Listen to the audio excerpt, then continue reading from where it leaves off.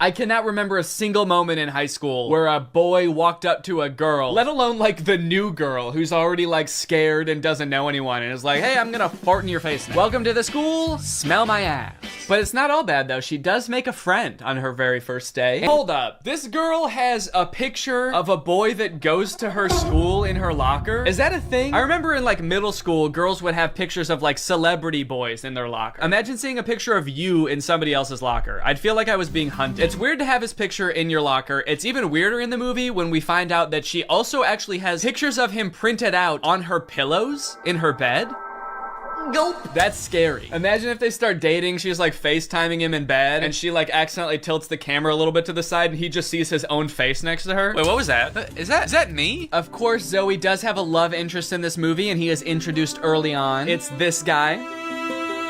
Every boy in the movie is depicted in a negative light except this guy, because this guy, he's not like, oh, he really is different than all the other guys. He knows about praying mantises. Most guys around this school don't know shit about bugs. Yeah, the movie really seems to depict this guy as like the way that guys should be. Guys shouldn't be stinky and messy, okay? Guys should wear beanie and sunglasses and know shit about bugs and be 35. I know I talk about this in like every Disney Channel original movie video that I make, but this guy literally looks like he's 30. Maybe he was held back for being too cool or not not being stinky enough. That seems to be a requirement at the school. He went on stage to accept his diploma and they shook his hand and they were like, wait a minute, why isn't your hand sticky? Actually, there's no flies flying around you. Get out of here, dude. Yeah, I don't know, man. This just comes off as creepy to me. I guess this is supposed to be romantic, but it's not really romantic to me. Just scary. I can see inside you. Another one of the plot lines in this movie is that Zoe wants to join the dance team, but the girl who runs the dance team is like the popular mean girl. She doesn't want Zoe on the dance team because she's too good at dancing and it's gonna make her look bad or something. Anyway, by now you're probably wondering, when the frick does this app thing happen, right? When the frick does Zoe discover that the dog training app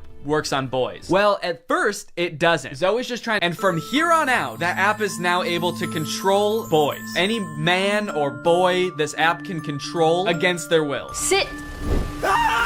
And at first, while watching this movie, I didn't even think it was that weird. I didn't even give it a second thought. I was just like, okay, yeah, so something magical happened and now it can control boys. That makes sense. But like, what? What happened to the phone? I don't understand how solar panels and satellite dish changes the app from dog-based to man-based. Like, you'd think at the very least something having to do with like men would happen to the phone. Like the phone lands in like a bucket of buffalo wings or like flies through a football field. I'm just curious to know if that fucked up other apps on the phone or if it's just the dog training app. Now, whenever a boy likes one of my tweets, he goes into a coma for 3 years. And don't even get me started on the weather app, because every time I check that, boys start falling from the sky. Anyway, let's just say now that she's got the ability to control boys, she has a little bit of fun. Boys are acting weird. Dude, he farted twice in midair in such rapid succession. They added in 2 fart sound effects. Kind of impressive. I'm trying to imagine how she's gonna use the app to get herself out of this one. Stop farting. Take it back. Take the fart back. Suck it back up into your ass. Oh, how am I doing this? But no, she just uses the app to utterly humiliate him in front of his friends. Good nerdy gamer kids and tells them to like go do yoga instead of playing video games. Let's go do some yoga. And her brothers, dude, don't even get me started on what she does to her poor brothers. I'm taking the brothers' side, all right? They did nothing wrong. Her poor brothers were just living their lives until Zoe moved in and tries to fix them. Be clean. Holy moly, it's filthy in here. Her messy brother, she tells to be more clean, which turns him into this like hyper hygienic husk of his former self. I need a sponge and soap and paper towels and a power washer. For the rest of the movie, he's literally he's scrubbing everything frantically in a panic. Anytime there's a mess, he's like, I gotta clean it up. She tells the gross cooking boy to cook less gross stuff. Start making less gross food. So he's like cooking 5-star meals for the rest of the movie. And then the oldest brother, she tells him to be more focused. Boy is just like focused on inanimate objects for the rest of the movie. He's just like staring at a lamp or at the basketball net. She turns her own family into like mindless zombies. And she's like, this is better. This is nice. It's creepy, dude. It's eerie, this movie. In all honesty, dude, this show walked so that WandaVision could run. This is basically WandaVision. In fact, since they're both owned by Disney, I wouldn't be surprised if this was in the same universe. This is like a prequel to WandaVision. This is where she gets the idea. It's kind of funny how low the stakes are considering the power that she holds. She could like take over Wall Street. She could get rich. She could make anybody do what she wants. Any man. She could fix every war. Create world peace. In fact, I think her friend says that at one point in the movie. She's like, we could end every war with this. And Zoe's just like, yeah, we could, but I simply will not. I think it's more important that my brother stares at a lamp for the rest of his life. That's kind of the shit I'm on. Rules to this movie, the lore does not make sense. I guess that's just how Disney Channel movies go. In the end, everyone sort of learns that like, hey, girls have things that girls do that are weird to boys, and boys do things that are weird to girls. And that's just how we need to leave it. Which in some sense I would agree with. Not in this movie, though. The boys are disgusting in this movie. They need to change something about themselves. I think that there could be some middle ground between her mind controlling them and them just being utterly repulsive. Anyway, the moral of the story is like Zoe realizes that she is not God and should not have unilateral control over everyone's lives, and they all live happily ever after. Well, guys, we may never be able to control boys using our smartphones, but you know what we can control?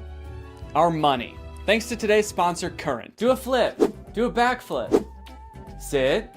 Speak. I love you, Father. Good boy. That's right, guys. Today's video has been sponsored by Current. Current is the future of mobile banking. You guys have heard me talk about how awesome Current is before, how flexible they are, how transparent they are with things like no hidden fees. But today, I've got something new to talk about, and that's interest. Because Current just launched a new feature called Interest where you can earn 4% APY on your money. That's 4% for your money literally just sitting there. That's right, you don't gotta be throwing money at the stock market or buying NFTs and investing in cryptocurrency to get some return on your money. With Current's interest feature, you literally just get 4% for your money just sitting there. And as if that's not already enough reason to start using Current, I am once again going to be giving away $5,000 with Current's help. So go ahead, download Current, make an account, use the code DANNYINTEREST for a chance to win, and so you don't miss out on that 4%. Signing up for Current is totally free to do. You can do it right now. So honestly, there's really no reason not to. All right, well, thank you to Current for sponsoring this video, and thank you to you guys for checking out Current. They've been a long-time sponsor of the channel. They've helped me do some amazing things,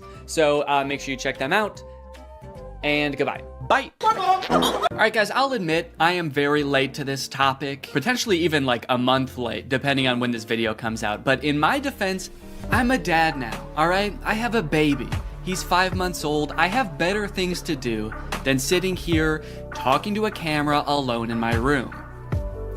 Like watching Jason Nash live stream on TikTok. All right, Sandra, thank you for the money. Kevin, thank you for the money.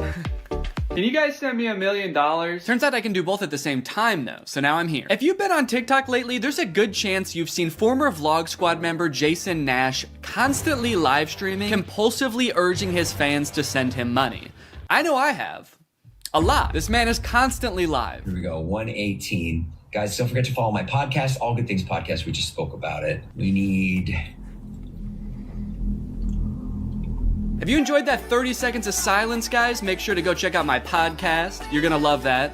It's completely silent for an hour. Like me, a lot of people were pretty confused to see this. At one time, Jason Nash was a part of the most popular group on YouTube, and now he's battling the Joker for gifts on TikTok. What a way to start the day with Tommy. Coach Tommy, thank you so much for being here. If you've never seen one of these TikTok gifts battles before, basically there's two creators, and you send gifts to the respective creator that you're watching. This bar at the top indicates who has the most gifts, and when time runs out, whoever has the most gifts wins. Their prize? All of the gifts that they got during the battle.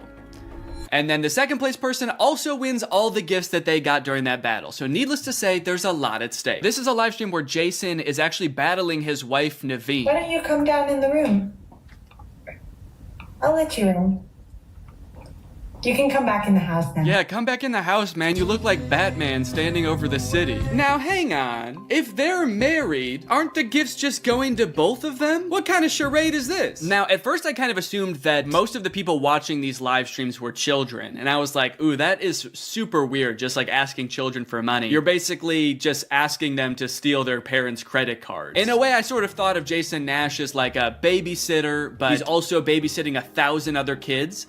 And if you start choking, he's not gonna call 911 because he can't see you. But after tuning into a few of his streams and actually like clicking on some of the profiles of people watching, I realized that it's actually mostly adults, which was very surprising to me. Guys, What are we doing here? Stop that. I promise you there are like a billion other better uses for your money than helping Jason Nash's wife crush him in a gift battle. Fun as it may be. The reason I wanted to make this video is because I think that it's kind of a very interesting look at the career span of a creator. It's a pretty new career, all things considered. And like nobody's been a full-time online creator for 40 years. So we don't really know how long this career is supposed to last or how it will evolve over time. So I think it's worth looking at why Jason Nash is here. Between the years of 2016 and 2020, David Dobrik was seemingly at the top of the YouTube ecosystem. What started as David just sort of goofing around and filming his friends as up-and-coming content creators quickly turned into partying all the time, collabing with huge celebrities, huge giveaways, and giant sponsorship deals. And if you didn't watch the vlogs around this time, you might think that David was like the biggest part of them, but it was actually more his friends doing the heavy lifting. David was always behind the camera, and sure, he would laugh a lot, and you'd hear him laugh. But I really feel like the reason people tuned in was sort of to live vicariously through David and experience the goofiness that was all of his friends. So while all of the vlogs were on David's channel and David was inevitably the most popular member of the vlog squad, I really feel like he owes most of his success to his friend group. But it was a fun time. I watched a lot of the vlogs back in the day and I really enjoyed them. It felt like you were a part of this friend group. And in a lot of ways, you were like the members of the vlog squad, because like the members of the vlog squad, you also were not getting paid for your appearances in the videos, which is something that I always found kind of weird. David's friends never got any sort of payment. Their only payment was in exposure. And so what kind of ended up happening was, because everybody else around David wanted to launch their careers off of David's vlogs, they all started vlogging too. But because they would always be hanging out together, all of their vlogs seemed to be just like the same situation from a bunch of different angles, and everybody was holding vlog cameras. It got pretty out of hand for a while there. Eventually though, during the pandemic, a bunch of stuff happened that caused David to take a step back from vlogging. Mainly a bunch of scary accusations about one of his best friends, Dom, and also him almost killing one of his other best friends, Jeff Wittick, by slamming him into the side of an excavator. After losing a bunch of followers and probably more importantly a bunch of sponsors, David posted an apology saying he was gonna do better. He said he was gonna take steps to make sure his vlogs were a safer environment for the people in them. And I want to be able to have a place of checks and balances. I want to have HR. If he had to choose between quitting vlogging or doing it safer with an HR team, he was gonna do that. And then he quit vlogging. Currently, David is still presumably very rich. The only place he really posts is on Snapchat, and from what I can tell, he mostly just goes around and tours really expensive houses and parties a lot. He doesn't seem to have any ambitions of creating more content on YouTube. In a lot of ways, he's sort of like the Great Gatsby of social media now. But without David sort of manning the ship that was the vlog squad, a lot of the other members basically had to figure out other avenues and other ways to make money and maintain their following after the vlog ended. Zane and Heath have a pretty successful podcast now, so does Jeff Wittick. Carly and Aaron, I believe, have a podcast too. But I feel like Jason Nash out of the entire group is having the most trouble adjusting to the post-vlog era. He has a podcast, but it's definitely not getting the same numbers that his podcast with David did, views, back in the day, which David also quit. Despite them, I think, getting a bunch of really great offers that would have changed Jason's life, David decided to quit because he didn't want to do that anymore. He wanted to be the Great Gatsby. So Jason has now been left to fend for himself, and it seems like TikTok gift streaming is what he has turned to. You excited to go to dinner?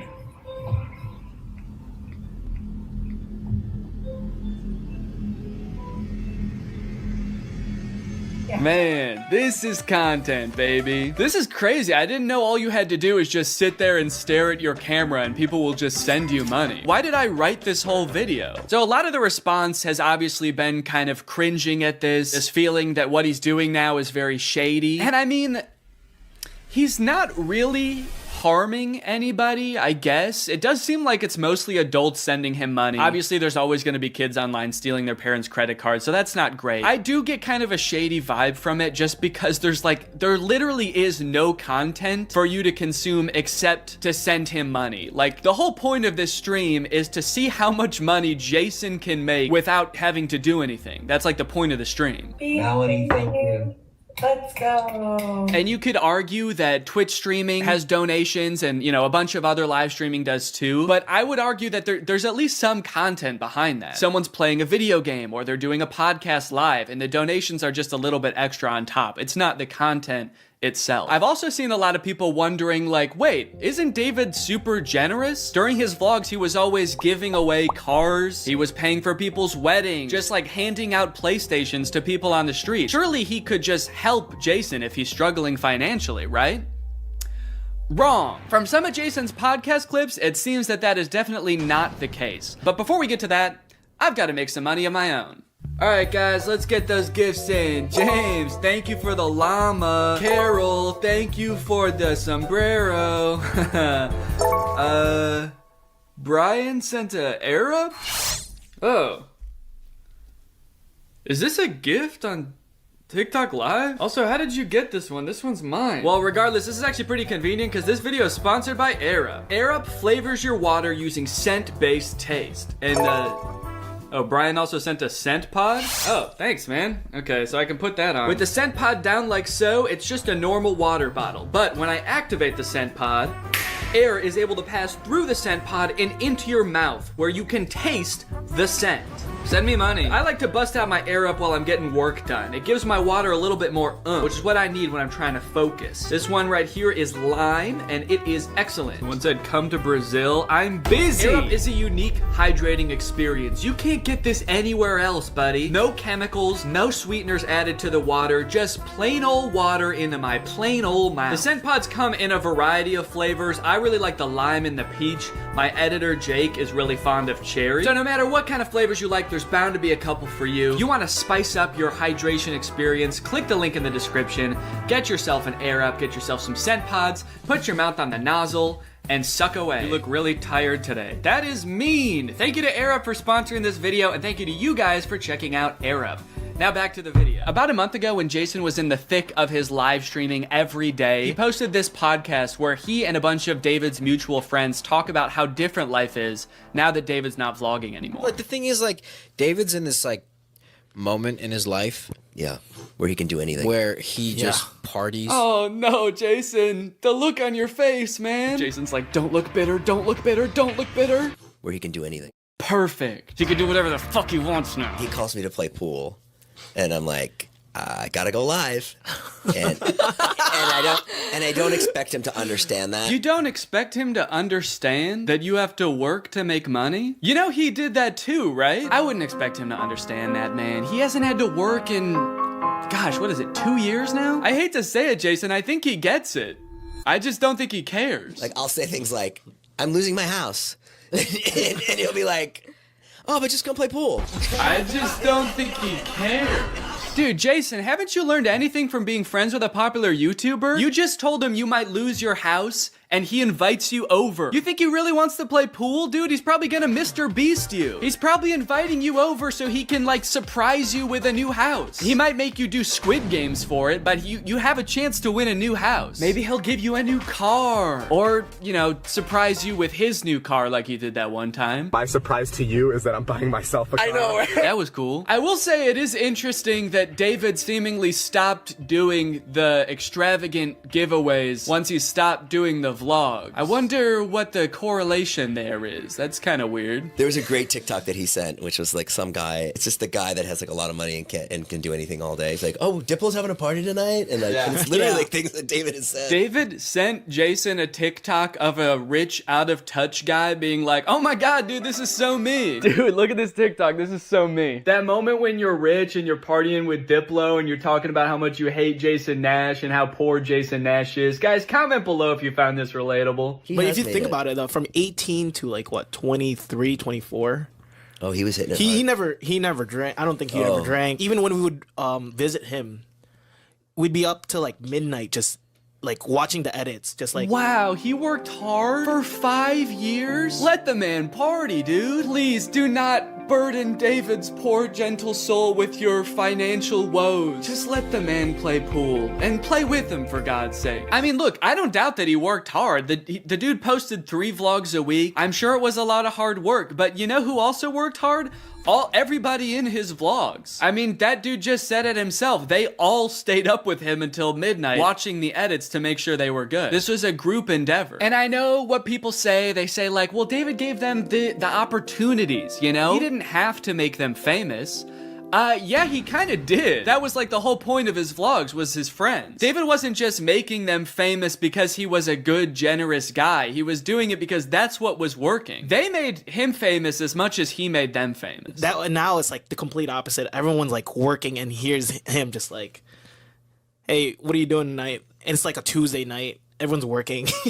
Yeah, man, that is kind of a crazy switch. Whereas before, David was working and everyone was helping him. Now everyone else is working, so naturally David is partying with Diplo. Naturally, a lot of the conversation around Jason's live streams has revolved around the confusion as to why he wouldn't just get like a normal job if he was strapped for cash, or if like the social media thing wasn't working out. Can someone make Jason Nash a fucking DoorDash account? People are wondering, why is he pursuing this career that is like universally seen as embarrassing or cringe, rather than just getting a 9-to-5? And I totally get that criticism, because I do love being a creator. I love getting to be my own boss. I love being creative on a daily basis, working with people that I'm really inspired by, entertaining people. But if this exact version of being a creator stopped being feasible, would I start doing gift streams on TikTok?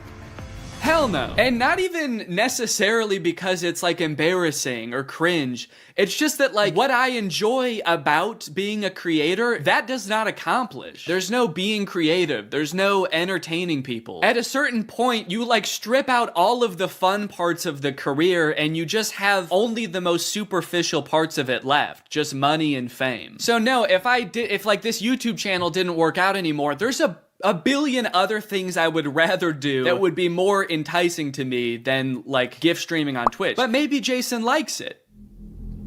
He doesn't look like he does, but maybe he does. On the other hand, I could say that Jason is also older. He's lived a lot more life, he's had a lot more experience, and his career in the entertainment industry has gone through a lot more ups and downs than mine has. From what I can tell, Jason has been a stand-up comedian, he's been in TV shows, he's been a podcaster, a Viner, and a Vlog Squad member, and now a TikTok live gift battler. Between all of those seasons of his life, I'm sure there was downtime where he could have thought, oh, maybe this isn't for me, I'm gonna get up and go get a normal job. And then, lo and behold, the next opportunity comes along. So in some sense, I do understand if Jason's mentality is like, maybe I'm just gonna do this for a little while until I get my next thing off the ground. And I know that when I started Vine, people said the same thing to me. They're like, what are you doing? Why are you doing Vine? You know? And I was like, okay, this is what I'm doing. And then I did YouTube, and people are like, why are you doing YouTube? And I feel like when you're first to something, that can really pan out. Yeah, I do get what you're saying, but also I don't know if this is the same as Vine and YouTube. Saying he's the first to this new thing like TikTok gift battling is gonna be the next big thing is very worrying to me. Please don't make that the next big thing, guys. On top of all that, there is this sort of like gamification in your head that happens when you're a content creator. Because so much of it is like numbers based, you're always looking at your analytics, hoping your numbers go up. It becomes kind of a game in your head to see if you can do better than you did last month or last year. Because of that, I feel like in a lot of content creators' heads, quitting or pursuing a different career path is seen as like losing the game, even if it's subconscious. That being said, I don't think that's a healthy way to look at it, and I would encourage people who are pursuing being a creator to find other passions that, you know, if this didn't work out, you could pursue that instead, because I think just clinging to relevancy for relevancy's sake is not a good thing. But why try to guess what Jason's thinking when someone literally asked him on his own podcast why he doesn't just get a job? This isn't me saying this as a negative thing. I'm just totally asking. Please. Yeah. Why don't I get a real job? No, I know why you do it. Yeah. But like... No, man, I know why you do it. It's pretty clear to me. But, could you tell everyone else why you do this? Someone said that the other day, why don't you get into real estate? I'm like, I hate it. I don't have a real estate license. Bo Granny? Oh yeah, I forgot. You have to be born with a real estate license to do real estate. But darn, Jason Nash was born with a TikTok account. So he has to do that instead. Now look, would I be on TikTok Live if I wasn't in like a financial hole? I don't know, probably not. But also like YouTube wasn't really working, and I needed to find something. OnlyFans. I can't do OnlyFans. This is such an unrelatable thought process to most people. YouTube is not working out for him, and his first thought is OnlyFans?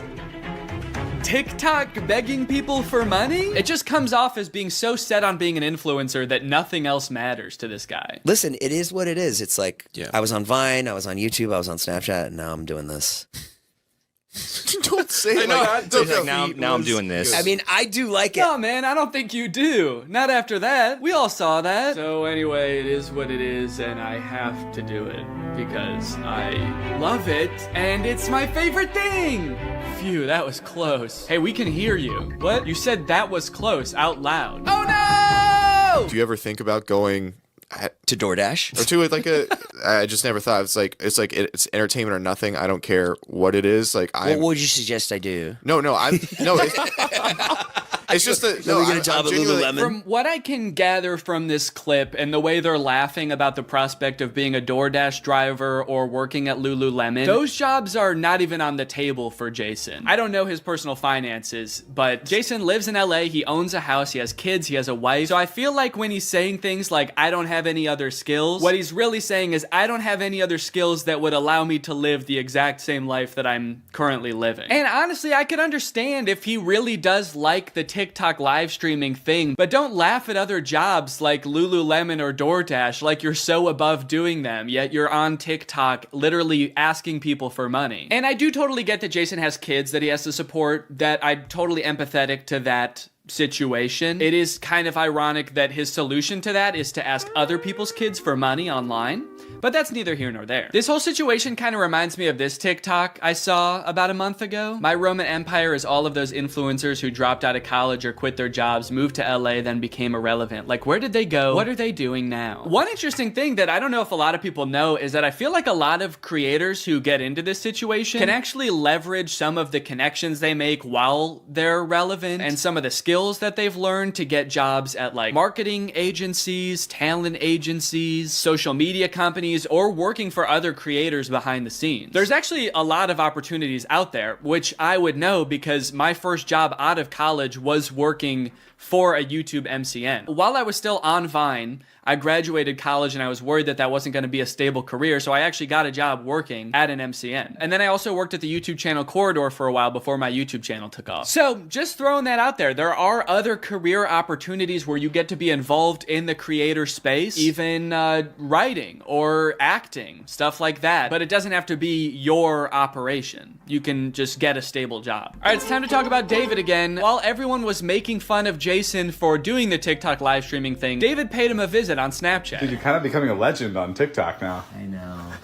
Not in a good way. Yeah, but I think... And you're not subscribed yet, make sure you subscribe and turn on my notifications to join Greg. Greg is what I call my fans here on YouTube, and if you just watch this whole video, that means you kinda gotta be a Greg now. I don't make the rules, sorry. Except for that rule I actually did make, but all the other rules I don't make. All right, I'll see you guys next time. Bye-bye.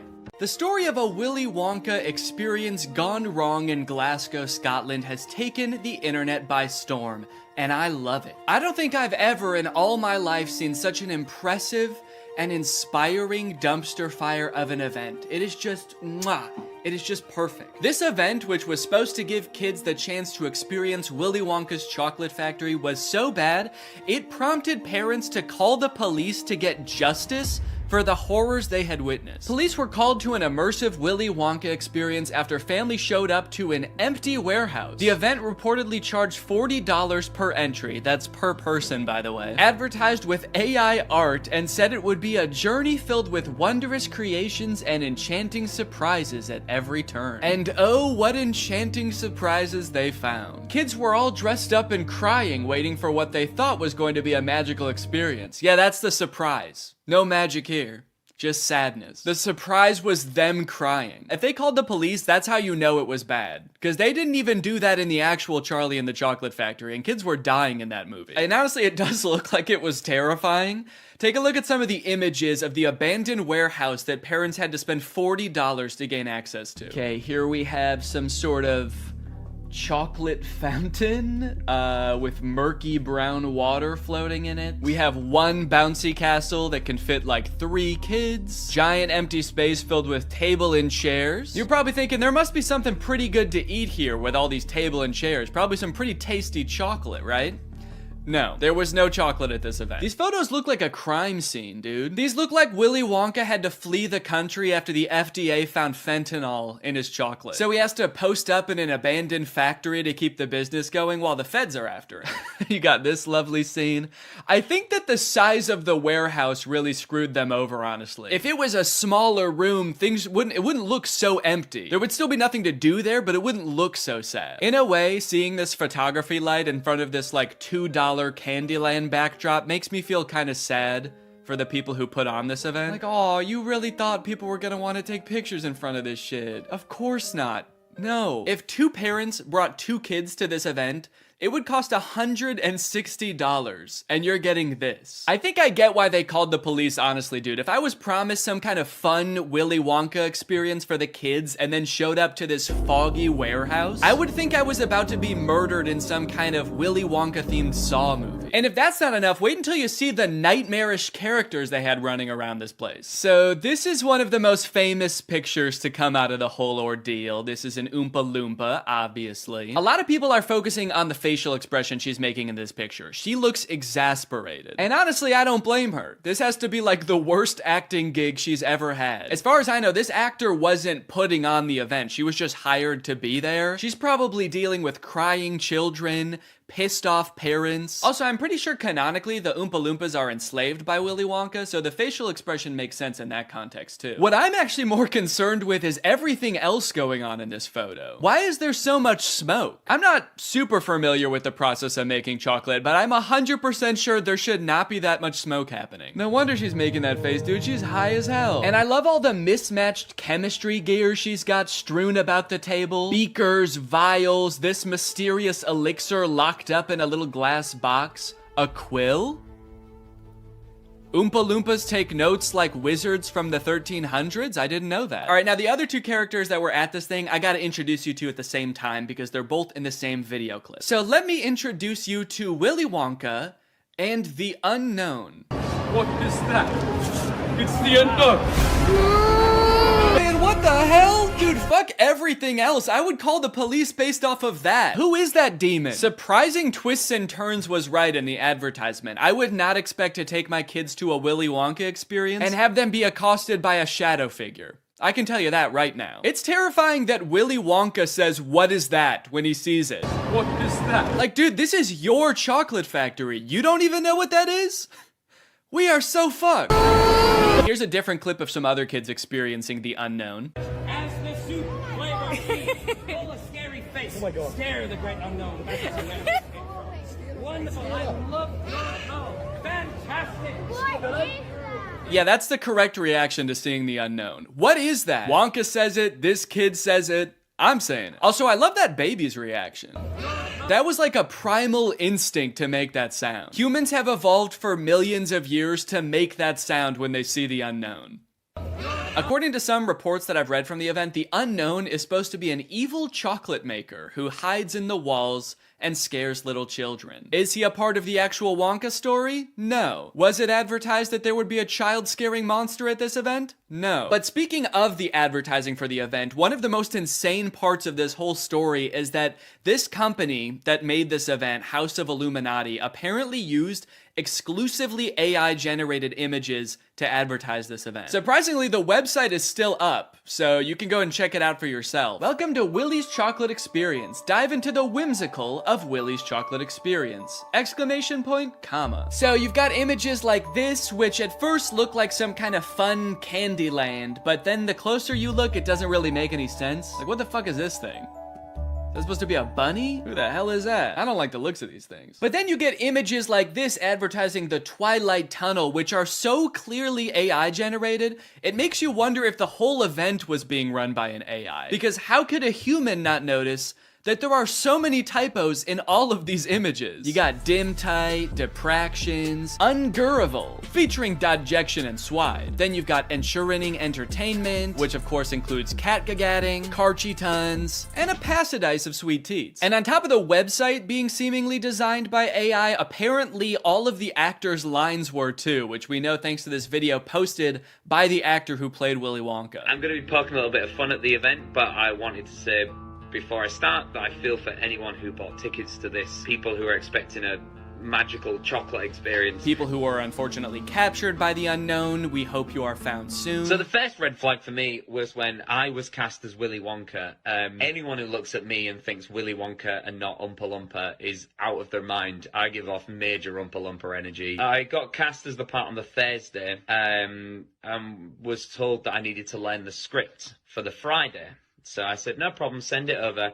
The script was 15 pages, monologue, pretty much, of AI-generated gibberish. You know what I'm kind of curious about? If the script was AI-generated, where did the unknown come from? Did the event organizers just ask ChatGPT to generate a script about Willy Wonka's chocolate factory and it just threw that shit in? Cause that's terrifying. ChatGPT was like, planning an event for kids, huh?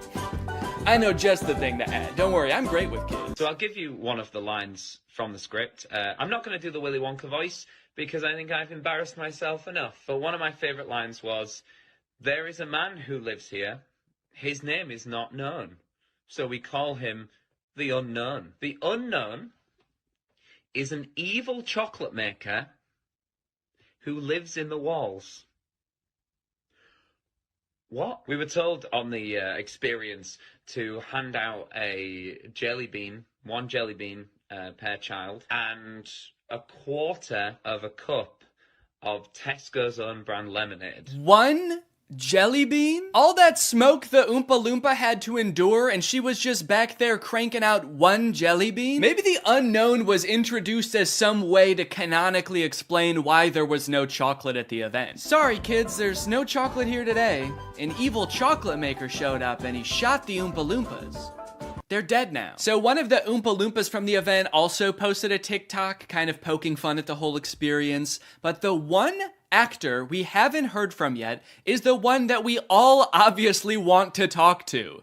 The unknown. Unknown, we need to know your story. What was your inspiration for your performance? How did you get into character? The unknown must have had the worst time of any of the actors because, like, you got hired to do a performance of Willy Wonka and you got cast as a character that's not in Willy Wonka? Just like an evil spirit that lives in mirrors? And then your job for an entire day is to scare and confuse unsuspecting children who have no clue what they're in for. Every time a kid came around that corner, you just know the unknown was like, God damn it, I gotta traumatize another kid. The Oompa Loompa from the famous photo ended up doing an interview with Vulture where she describes the moment that children saw her for the first time, and it is very sad. Tell me about the moment as the kids started coming in. Did you see the innocence leave their eyes? They were quite upset. I think they were confused, but it was more the parents. I just looked at them, and I think they must have known when they looked at me. An older couple said to me,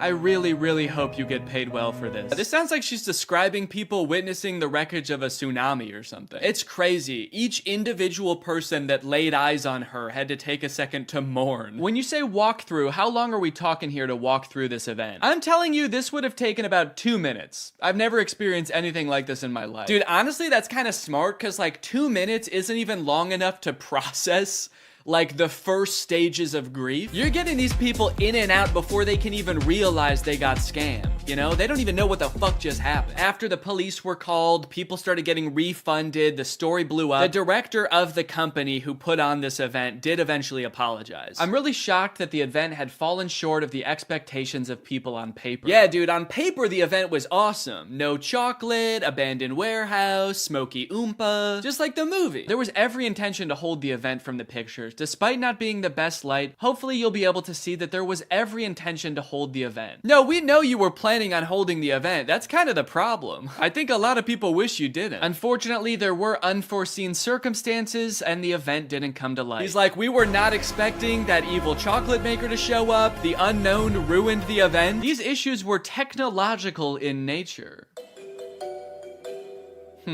We had ordered a holographic paper that didn't arrive on time. The holographic technology in itself is absolutely fabulous technology, and unfortunately, there was a delay in postage.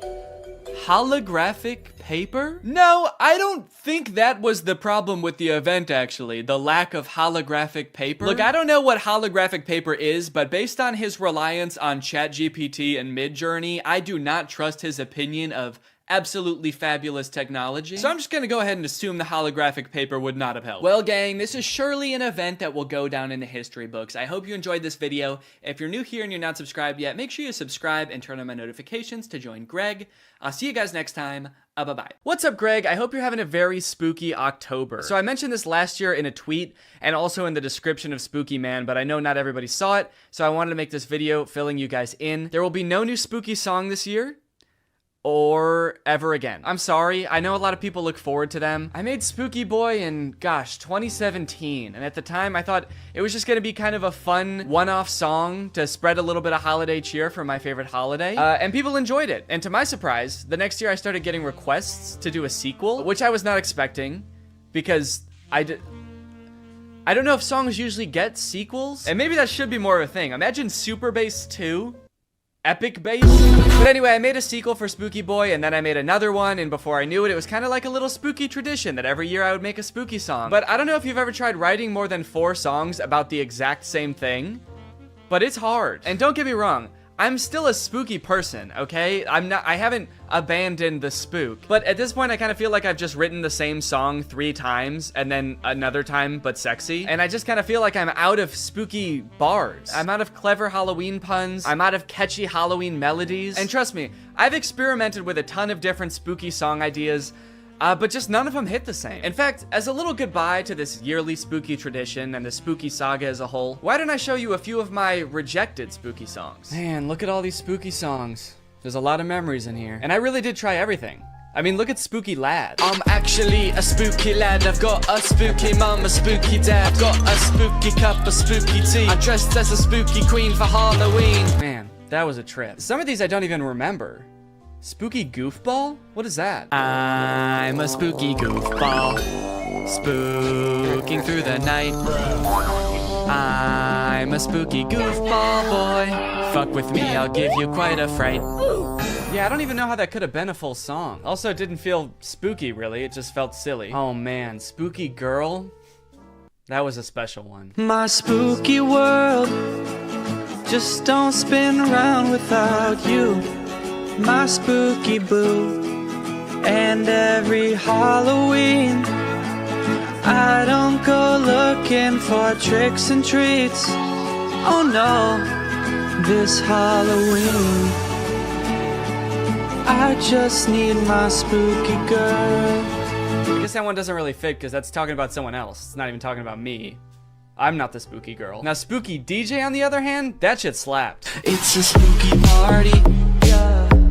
And I'm a spooky DJ. I play the spookiest tracks. It's a spooky party, a spooky party. Nobody's having fun cause my songs are too spooky. Everybody's terrified. So thank you guys for enjoying the spooky songs. I did really enjoy making them, and you know what? Even though I'm not making any more, you can still listen to the whole spooky saga. Those songs aren't going anywhere. And you know what? They're probably way better than any spooky song I could possibly make now because I'm all out of ideas. So go ahead and throw them into a playlist, listen to them all October long, and even after that too, because a real spooky boy is spooky all year round. And yeah, happy Halloween! Dude, we all saw you act like a werewolf. You dressed up like one and everything, dude, no! Don't worry, this movie it's cheaper than takeout, it's easier than grocery shopping, and the meals turn out so good. I like HelloFresh because I'm not really much of a chef. okay? I don't really know how to cook well, but every time I cook HelloFresh, it ends up turning out great. Last night we had these Tex-Mex enchiladas. Didn't take too long to prepare. Turned out great. Honestly, best homemade enchiladas I've ever had, and I was the one who made them at home. I've got a lot going on. I've got a baby. I've got family visiting. It's a busy time of year. So sometimes it can feel impossible to get a good, nutritious homemade meal in, but not with HelloFresh. Can I let you in on a little secret? Some of their meals only take 15 minutes to prepare. How is that possible? Must be Santa. And guess what? HelloFresh is actually more than just dinners. They've got breakfast, they've got lunches, they've got snacks. So you can start skipping the grocery store for a variety of meals. HelloFresh is making life so much easier. So if you want to check out HelloFresh and for free breakfast for life, visit the link in the description or scan this QR code. One breakfast item per box while subscription is active. That is free breakfast for life with HelloFresh at my link. Again, this QR code. Don't use a different QR code, it won't work. Thank you to HelloFresh for sponsoring this video, and thank you to you guys for checking out HelloFresh. All right, thank you guys for watching this video. If you're new here and you're not subscribed yet, make sure you subscribe and turn on my notifications to join Greg. We are the fastest growing army on YouTube. Do not look that up. I'll see you guys next time. Bye-bye.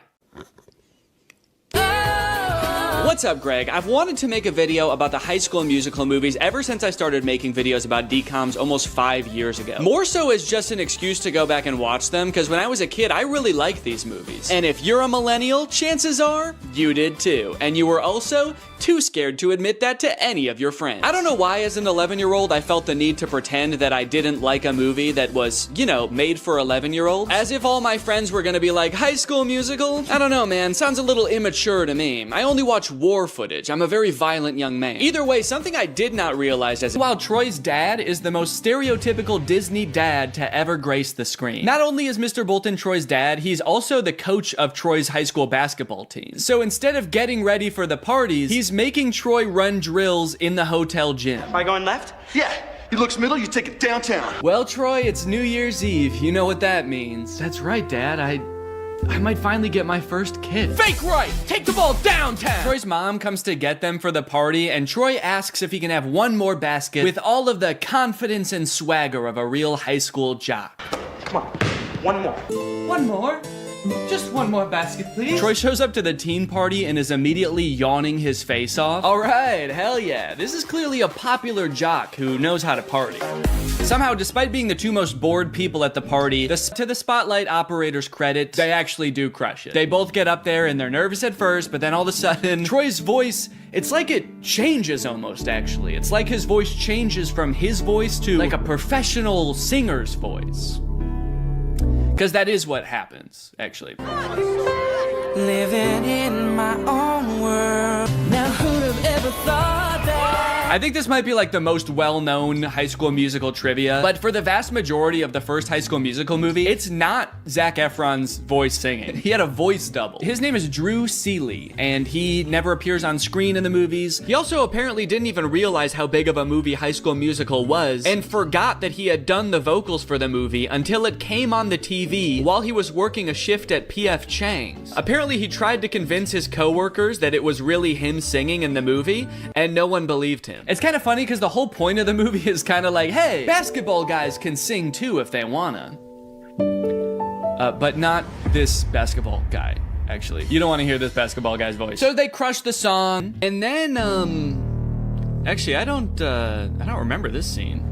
Yeah, I don't know what happens here at all. Looks like the teacher is about to maybe give some kind of speech about today's sponsor? This video is sponsored by the Pokemon Company International. And they've sponsored this video because they want me to share some very exciting news with you. A Pokemon Day celebration is taking place in Pokemon Trading Card Game Pocket right now. There's a new themed booster pack, Triumphant Light. And players can receive 3 booster packs for free just by logging in. And these booster packs, mind you, are guaranteed to contain at least 1 card of 4 diamond rarity or higher. By completing special missions, you can also obtain a unique display board, as well as Space-Time Smackdown packs, 500 trade tokens, 12-pack hourglasses, 24 Wonder Hourglasses, 24 Trade Hourglasses. Not to mention, at the end of March, ranked matches are coming to the game. So get your favorite decks ready and get ready to battle, baby. Pokemon Trading Card Game Pocket is a free-to-start game, available right now for download on iOS or Android. So go to this link or click the link in the description to join now. Log in, have some fun, and enjoy the Pokemon Day celebration. And now back to Troy. But unbeknownst to him,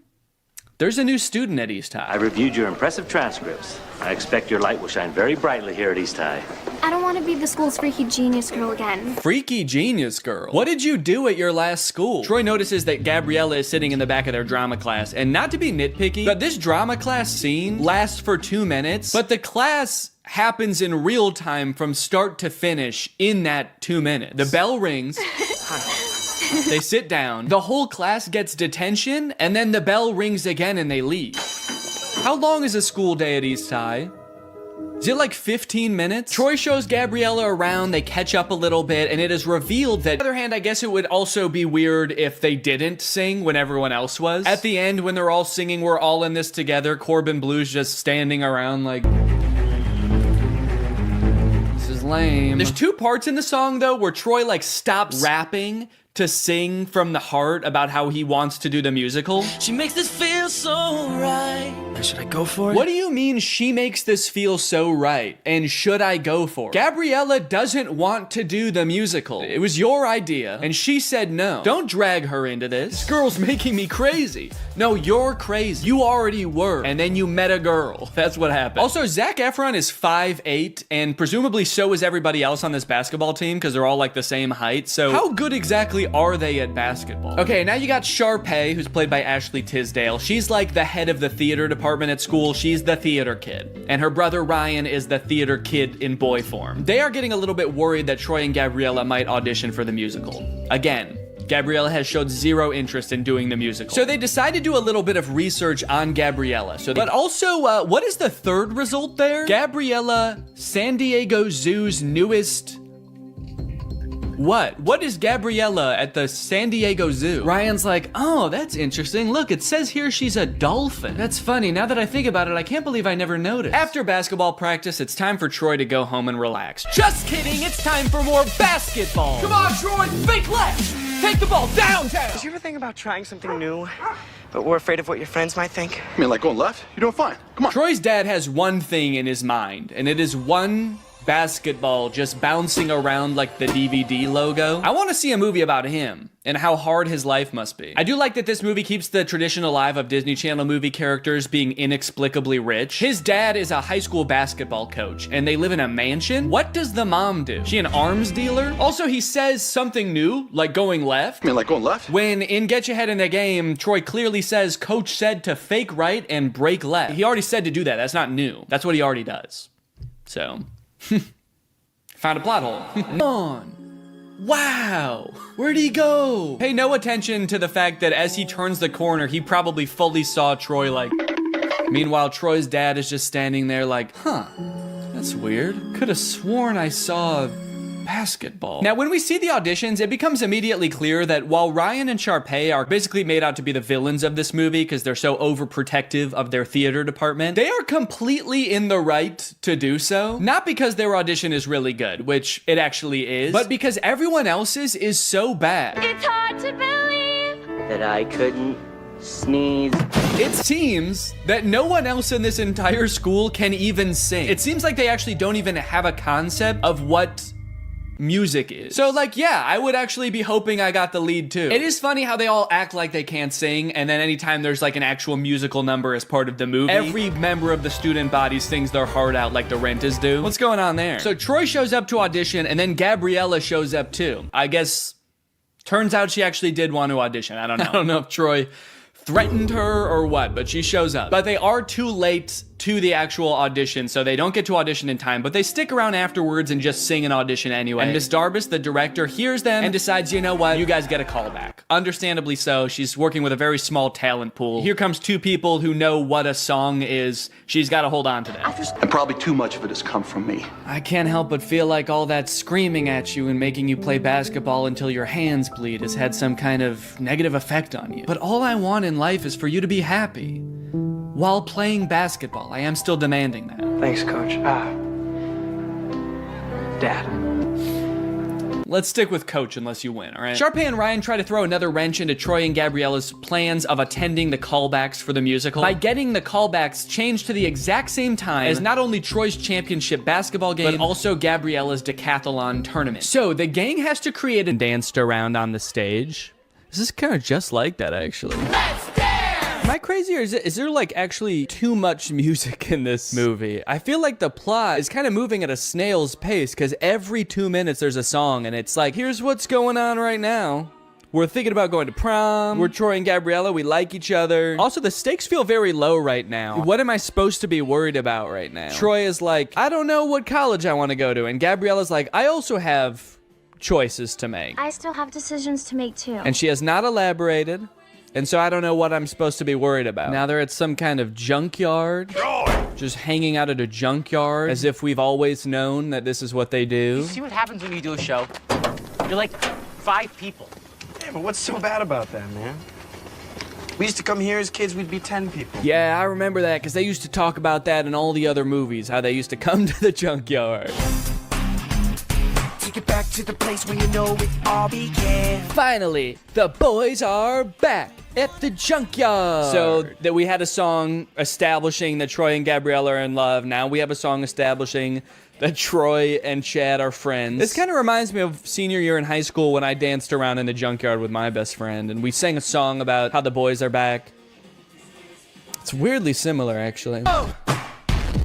Whoa! The junkmen who live in the junkyard are here. What's going on? What if Troy and Chad turn around and see them and they're like, whoa, what the fuck? Who are you? Maybe I'll just stay here next year. Stay in Albuquerque? That makes no sense. And why do I always have to make sense? Why do I always have to make sense? Why can't sometimes I just say, Are you gonna tell me about this Juilliard? The only dad to ever be pissed off that his son is getting considered for a scholarship at one of the most prestigious colleges in the country. Hey. Troy, come on. Ah, damn, he's too fast. Get back here. The director for that scene was like, okay, how could you guys like run away but also walk away at the same time? Oh no, he's going crazy again. Painful basketball time to scream and shoot some hoops. I like that little pouty dance up the stairs. Okay, Troy, for this one, you're a pouty toddler. Now you're a crab.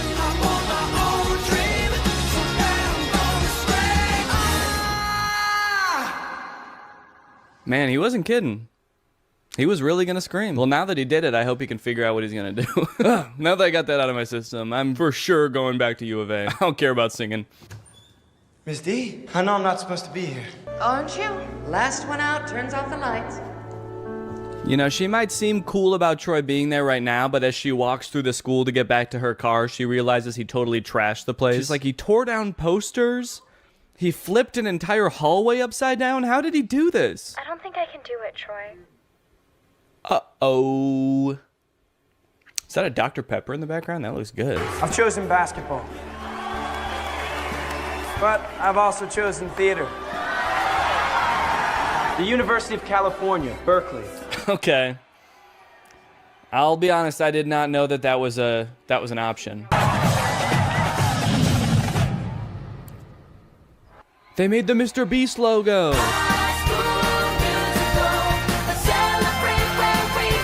I like that they're performing for the camera and not for the audience who's here to see them graduate. They're just like facing away from the bleachers. All their parents are like, damn, I wish I could see their faces. I don't even know which one's my kid. Now they're all just gonna smile at the camera for the rest of their lives. They say, we're not going to college, baby. We're gonna stare at this camera forever. And that's it. That's High School Musical, baby. As far as endings go, I think they did a decent job with a nearly impossible task. It's a Disney Channel movie, so it's not like they can just like make everybody break up and go their separate ways at the end of the movie. That would be too sad, obviously. But they also can't make everybody just go to the same college and do the same thing, because that would be unrealistic. So it leaves the door open. My only issue is that in doing that, they kind of don't really provide any closure. Feels like they kind of just pushed Troy's decision of what he wants to do with his life further down the road. But if you are looking for some closure for Troy, I might have something that helps. I mentioned earlier that the character of Troy was inspired by one of the writer's real high school teammates. But when I read that for the first time on Wikipedia, I was surprised to find that that teammate has his own Wikipedia article. And that's because that classmate, Lynn Swann, went on to be a professional football player, playing for the Pittsburgh Steelers and winning the Super Bowl 4 times. This man is the real-life Troy Bolton, and that might be the least interesting thing about him. In fact, he might not even know. It really helped you in your game. All the things that ballet taught you, you applied that to the football field. Touchdown, Pittsburgh! Did you catch any flack from your teammates about taking ballet? I mean... Oh, always.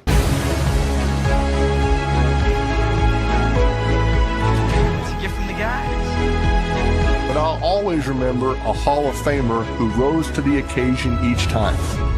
A plie-making playmaker. But you're a playmaker. Did you ever think maybe I could be both?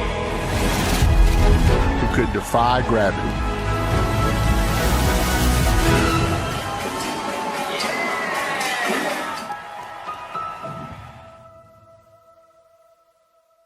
What's up, Greg? New technology truly fascinates me. A new gadget being introduced to the world has the potential to change the way we live, learn, and communicate. Or, more interestingly, it could flop and become a laughingstock of the internet.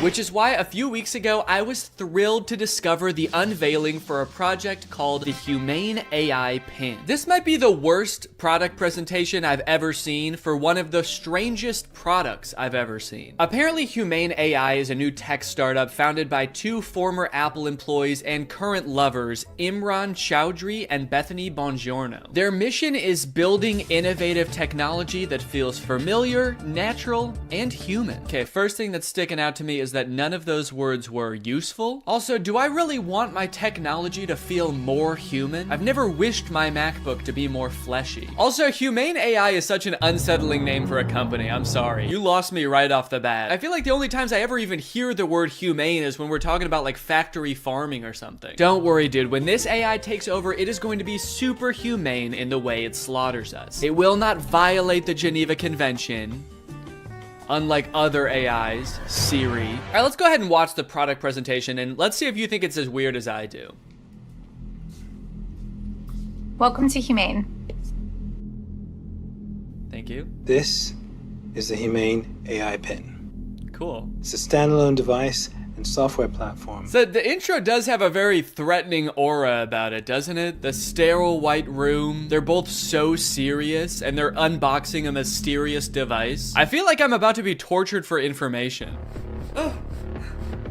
What is that? This is the Humane AI Pin, and it is the last thing you will ever see. It's a standalone device and software platform built from the ground up for AI. Okay, so it's some kind of mobile device. It's built from the ground up for AI, and I'm very excited for them to tell us what that means. It comes in 3 colorways. Okay. Got Eclipse, Lunar, and Equinox. Those are not colors. There's 2 pieces, a computer and a battery booster. Now, the battery booster powers a smaller battery inside the main computer. Okay, great.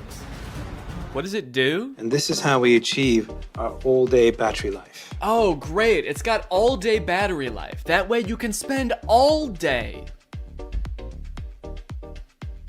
There are no wake words, so it's not always listening or always recording. In fact, it doesn't do anything until you engage with it. Okay, thank God. So it doesn't record me. That's good to know. For a second, I was worried that it almost had one feature. Who is this for? What kind of person needs to hear about what colors a device comes in before they'd even consider hearing about what it actually does? Also, 2 of the colors are black. You designed 3 colors and 2 of them are black. You couldn't come up with a 3rd color? Also, I'm sorry because I know that not everyone is super comfortable in front of a camera. It's not a skill set everyone has. But maybe you guys should have like hired a spokesperson or something instead of letting the world's 2 sleepiest CEOs do this product demo. Now, the battery booster powers a smaller battery inside the main computer. Are they okay? This thing has all-day battery life. That's because it actually feeds on your life force. I've had mine on for 3 months, and you probably can't even tell the physical toll it's had on me. And your engagement comes through your touch, voice, gesture, or the laser ink display. Whoa, wait, okay. Holy cow. We have a feature. It actually does something. I will admit I was not expecting that. Why didn't you lead with that? I mean, I don't know what that is or what it does, but at least it's something. It looks futuristic. I don't know about the name laser ink display though. That doesn't sound very futuristic. The laser ink display. Sounds like a printer. It also comes with its own connectivity built right in. Our own Humane network, connected by T-Mobile. Our very own network. That is T-Mobile's network. We were able to pack a lot of technology into something really small. Tell me about it, dude. I can barely even count all the technologies you put in this thing. You got the laser ink display, all-day battery. Black, is that a technology? They continue for a while just using buzzwords and vague expressions to explain what this thing does until like 3 minutes into the video when they finally give us a demonstration of something tangible this thing can do. Play the song How Music Makes You Feel Better. Doesn't look like it's making him feel better. We've partnered with Tidal, which you get out of the box. Okay, finally, we know one thing it can do. It can play music. And not just how you would normally listen to music either. You can give it little riddles to try to figure out what songs you want it to play. Play music written by Prince, but not performed by Prince. Give me songs written by first-born left-handed British women who have never been to Ibiza that weren't released on weekends or holidays. Can Alexa do that? I don't know. I don't think anyone's ever tried before. Got my music controls. If I go to the left, I can go back. If I was to go down, I can pause. Wow, okay, that actually does look a lot more convenient than using Tidal on my phone, but only because I don't have Tidal on my phone. After this, we do start to get some truly incredible demos using this product's advanced AI. When is the next eclipse? Where is the best place to see it? The next total solar eclipse will occur on April 8th, 2024. Best places to see it are Exmouth, Australia, and East Timor. Huh, that's weird. This NASA article says that that eclipse that's happening on April 8th is actually not going to be visible in Australia. It's only going to be visible from like the US. It actually seems like it's going to be nighttime in Australia during the eclipse. Well, what are you going to do? I mean, they're a technology company. They're not a space company. What would you expect them to know about the moon? They only named all of their colors after it. I hate to interrupt this video, but I have to tell you guys about a revolutionary discovery of my own. I just found out that for the past 2 years, I've been paying for Apple Music despite not having any recollection of ever signing up. I don't use Apple Music, but nevertheless, I've paid them like $200 without ever even having used their service. I think this is a pretty relatable issue in this age of subscription services. And something like this could be happening to you too, but luckily, today's sponsor, Rocket Money, is here to help. Rocket Money is the personal finance app that helps you cancel subscriptions, lower bills, and manage your money better. Rocket Money is super helpful with things like my recurring Apple Music charge, because not only does it help you identify recurring charges, it also helps you cancel them. You can actually cancel subscriptions right within Rocket Money's app with just a couple of taps. You don't got to worry about navigating the service's own website. You don't got to worry about pesky customer service calls. Here's why I think this is going to work for you, because Rocket Money has saved its customers an average of $720 a year, with over $500 million in canceled subscriptions. So to save more and spend less, join the over 5 million members using Rocket Money today. Go to rocketmoney.com/Danny or click the link in the description to get started today for free. And you can also unlock even more features with premium. That's rocketmoney.com/Danny to get started for free. Thank you to Rocket Money for sponsoring this video. And now back to said video. How much protein?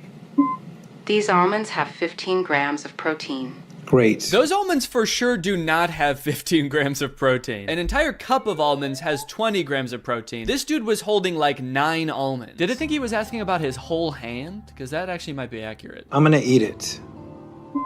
Enjoy it. Guys, I hate to say it, but I don't think your thing works. You only asked it to do a couple things and it got 2 of them wrong. He does do a demo where he sends a text later in the video and that seems to work. Tell Andrew I'll be there later tonight. But to be fair, we never see the person receive the text. I got a weird text from Imran that just says, learned how to go potty big boy style. Interestingly, after people started to realize that all of the information in this demo was wrong, they actually re-uploaded the video pretending that the pin gave the correct answer the entire time. How much protein? A half a cup of almonds has 15 grams of protein. Don't believe it. That's humane propaganda. The AI pin allows you to shop in the real world. How much is this online?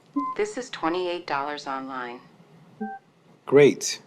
buy it. That one is super confusing. It doesn't give you any information on where it's getting that price, where you're buying it from, when it will arrive. I feel like you need to give it at least some specifics, otherwise it's definitely gonna mess up your order. Go ahead and buy this book. Sending to Sudan. No, send it here. You didn't specify. Sending to Sudan. Shit. Now, if you're wondering how you can get one of these things, the prices range from $700 to $800 for the more expensive colors. And they're estimated to ship in March of 2024. Now, you might be thinking the price of $700 is a little bit high for this thing, but think about it this way. What other product on the market can so accurately tell you how many grams of protein aren't in 9 almonds? Okay, they've also got this little short film about the human experience using their AI pin. Isn't life about what we experience? What we smell? Can I eat this? Yes, dragon fruits are low in sugar. What is this thing, my mom? Can I drink this? Not before you finish your vegetables. And say please next time. What did you just call me? I am your pin, young man. Dude, I want to buy this thing just for that feature. I want to hold every object, creature, and human in front of this thing and ask if I can eat it. Do you need something from me? Can I eat that? Analyzing. Oh, no, you can't eat me. I'm a person, so. High fat content detected. Rude. 1 gram of protein detected. That can't be right. Tiny balls detected.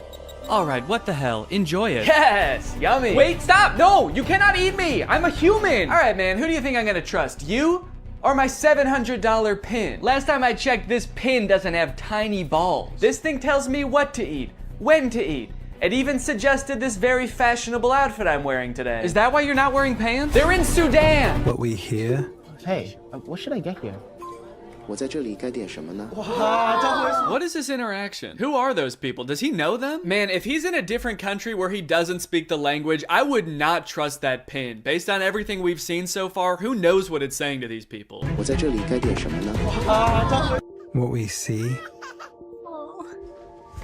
Capture this. Dude, parents are gonna love that feature. Me walking around a park with my AI pin. Capture this, baby. Capture.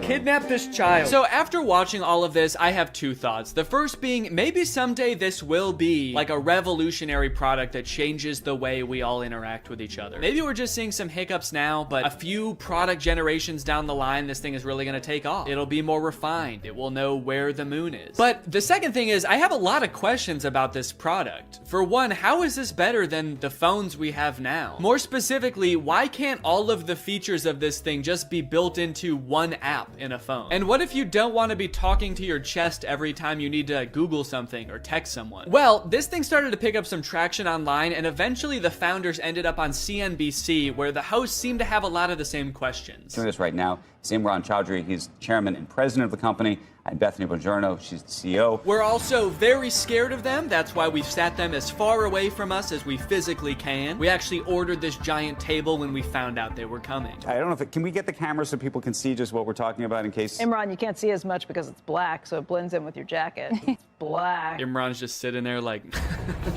It's Eclipse. It's privacy first, so it's not always recording. It's actually just doing things when you want it on demand. Is it doing something right now, or are you recording us? It's doing nothing right now. I get a little sense of pride when he says that. It's actually doing nothing right now. It's doing nothing right now. After years of research and millions of dollars spent, we finally designed a pin that does nothing. It's doing nothing right now. You might think that's a bad thing, but you've never met this AI. It's evil. Turn around, maybe you can get that on camera. Oh, yeah. I see your hand. Yes. Keep doing it. I see your hand.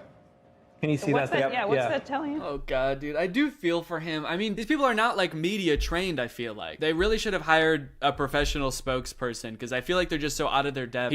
He's got like the worst camera angle possible to show this thing off. His hand is shaking. Imagine a little alert pops up on the screen that's like, high heart rate detected. Is Squawk Box the name of this show? I'm not familiar with it. I never heard of this before. Or is this some kind of jab at their device? Formal Apple designers peddle their snake oil Squawk Box. You can use it however you want. Like what? Like, what? Tell me something you would use that for. Okay, it sounds like this host is thinking the exact same thing as me. What is it? Tell me one thing. Then they just start like drilling them. They don't even let either of them finish answering their questions. They just like are bombarding them with reasonable questions about this device. That you've got in, stuff that you do just all the time. How would I know without seeing a screen? A user LED called. So that's what I want to ask you about. This is brutal, man. Let the poor guy speak. Just at least let him finish answering your questions, man. I mean, he's not actually gonna answer them. He's probably just gonna say AI over and over, but just let him finish his sentence. Sometimes I'll be at a meeting, right?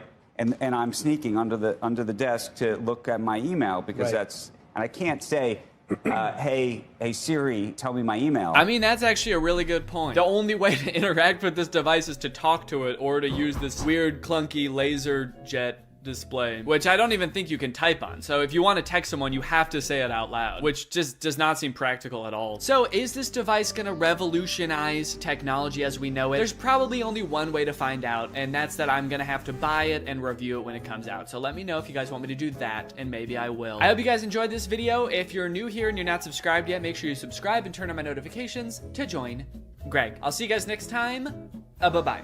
After MGK released his song Emo Girl and then followed it up by appearing in a bunch of insane interviews with Megan Fox talking about their love life, I think we're pretty good on MGK for a while. We don't need any more music. We don't need any more public appearances. We're good. We don't need to know any more about MGK's personal life. And folks, I think MGK finally took notice and he listened. He said, all right, look guys, I get it. No more music, no more interviews. I'm gonna take some time and I'm going to release a stoner comedy movie instead. So he hunkered down and he wrote and directed this movie Good Morning, which currently has a 0% on Rotten Tomatoes. We got a good thing going here. 2 movies in a row with 0% on Rotten Tomatoes. What's the opposite of a Renaissance man? You know how people, when people can like act and sing and direct, like Donald Glover, people call him a Renaissance man. MGK is like a Dark Ages man. MGK is a medieval man. Also, sorry if I sound sick. Sorry. The moment this movie starts, MGK, aka his character London Clash, gets kind of a weird good morning text from his girlfriend Apple. He's texting me. Oh, it's Apple. The text say, I wish I didn't have to do this through text, and then good morning, but she spells morning with a U. Now you might think that this would make London a little bit confused, but then realize, oh, it's just a typo. And you'd be right. He does have both of those thoughts. The problem with this movie is that the entire movie takes place between those two things happening. This entire movie is about MGK being confused about what those texts meant. Before he gets too concerned, he has to Google what morning with a U means. He's like, my fans are probably young enough that both of their grandparents are still alive. I should probably explain what morning is. Well, today should be interesting. Yeah, they let you know right away that this movie was written by a millennial. Well, today's gonna be kind of weird. MGK wrote the entire movie like this. So this just happened. Yeah, so the conflict at the beginning of this movie is that London thinks that Apple is breaking up with him. That text was a breakup text. Sorry to have to do this through text. Good morning, as in like happy morning our relationship. What kind of person is Apple that he assumes the text good morning means have a good time with your depression now? Look, this relationship isn't working. We're just growing apart. I just feel like you need to have a happy morning now. A happy grieving to you, good sir. When they introduce this character, she better be like wearing a top hat and carrying around a cane. It's gonna make a lot more sense when that happens. Good morning, good morning. Today might suck, guys. I'm adulting today. All right, guys, it's time to attend the MGK School of Acting. You're about to step into an ice-cold shower. How do you react when the water hits your body? Shiver! Rub your arms to make yourself warm. Okay, those are good answers. Let's ask Professor Gun Kelly.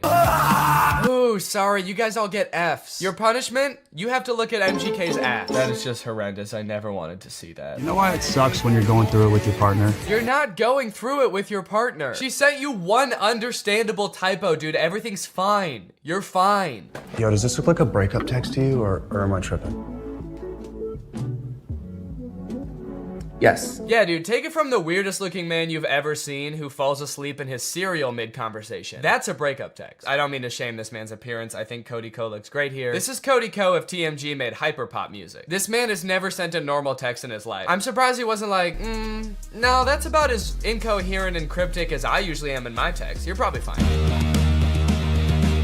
His friend is clearly sick. At the beginning of the scene, he throws up on the microwave, and at the end of the scene, he drowns in his cereal bowl, and MGK leaves him to die. MGK, your friend is sick. Help him. And so am I. Goddamn. Also, just like a fun little continuity note, at the beginning of this scene, there wasn't a water bottle on the table, and then at the end of the scene, there is. So, that's probably why this movie has a 0% on Rotten Tomatoes. Ass continuity. I'm a stickler for details.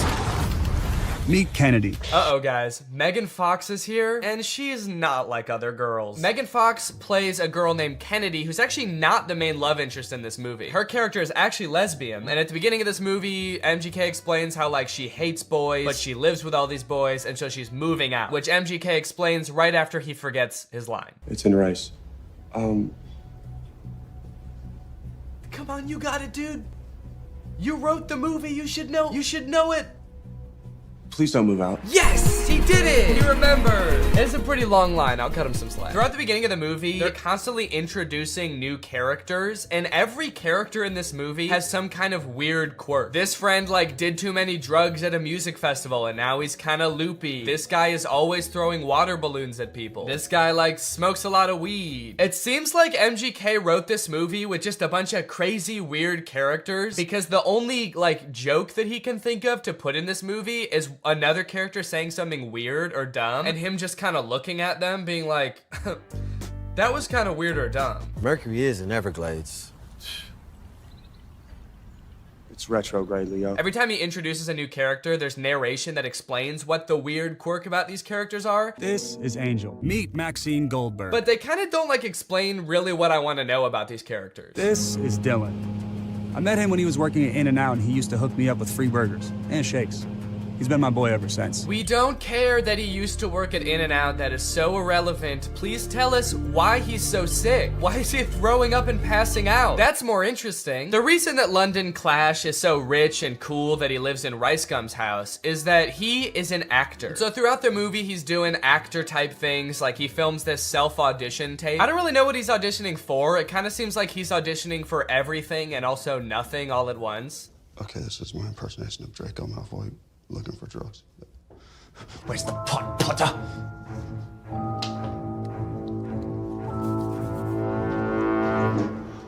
I don't like Draco very much.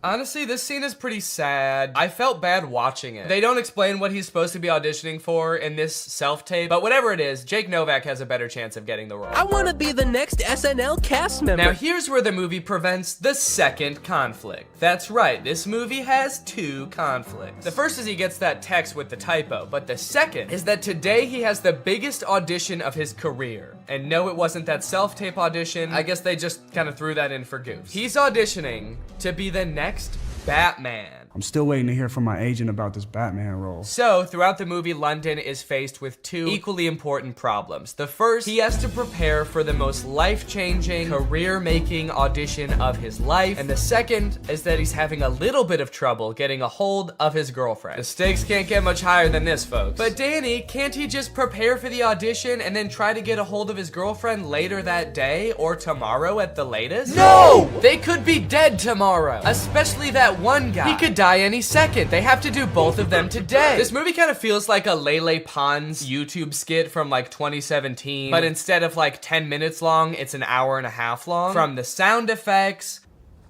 to the uncomfortable silence between every spoken line in this movie. Why would you give me goat milk? I watched an interview. You said you like goat milk. I can't tell if they're using the awkward silence for like comedic effect to like really hammer home that like, these guys are kind of weird. Or if the silence is more just because nobody knows their lines very well. There's another option that they added in all these pauses in the movie because we're supposed to be laughing at the things that they're saying in the movie. So they added in nice little pauses for us to laugh. She left with the dude? A buff dude.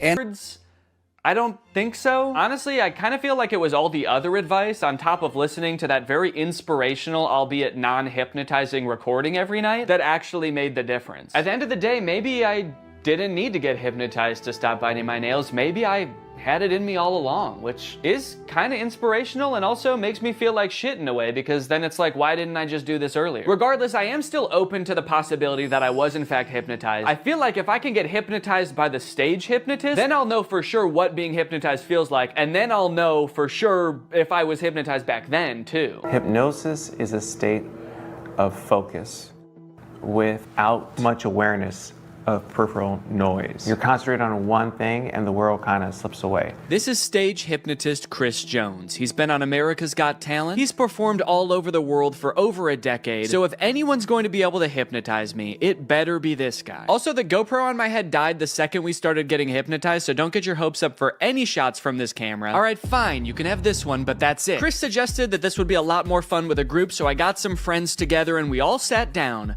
for a night of hypnotism. I want to know your opinions, and don't worry about hurting my feelings at all. I want to know if you think hypnosis is real, shenanigans, you need more evidence. Yeah, I believe it's real. I don't like saying this in front of you, like a harder wall for myself, because I feel like that's a challenge and that makes me like kind of uncomfortable. Yeah, I would say I think it is probably real sometimes. I think in general I'm pretty skeptical of like supernatural stuff, but I don't know, I really do kind of believe hypnotism. I really want to be hypnotized, but I feel like maybe it won't work on me. But I hope it does. Before we got started, Chris allowed some time for us to ask him questions about what was about to happen. Like whether all of us would get hypnotized or just some of us. I've done this in 50 states and 10 countries. I can hypnotize 25% of any given audience. So 1 or 2 people are gonna get hypnotized today. And it might be the camera person. I don't know. I really, honest to goodness, don't know. We also asked if he could tell if someone was really hypnotized or just faking it. When your head is up, we can tell. People hypnotized look like they've had a few drinks, or they're gonna look like they've been riding a car with Scooby-Doo and Willie Nelson for a couple hours. They're gonna look real relaxed, okay? For a second I was like, so like they look like Scrappy?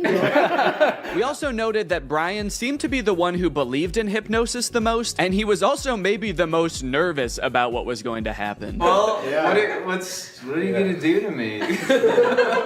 That's a good other question. Like, what are you gonna do to me if I get hypnotized? Honest to goodness, I don't know. I'm gonna put my hand over all of you and tell you who I think is most likely to get hypnotized. I'm pointing in the direction of the person who I think is most likely to get hypnotized. Now, you won't see the induction often on TV or podcasts or even movies, because this next part, if you watch it in its entirety, it could hypnotize people. So they're gonna cut it up a little bit so folks at home don't get hypnotized while driving a car. So you put your hands together for me like this.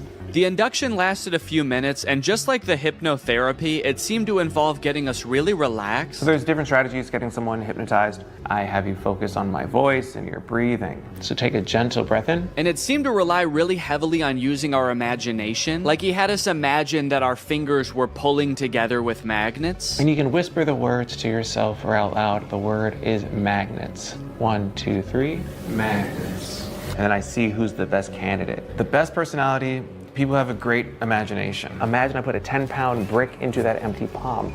So your palm just starts to get more heavy.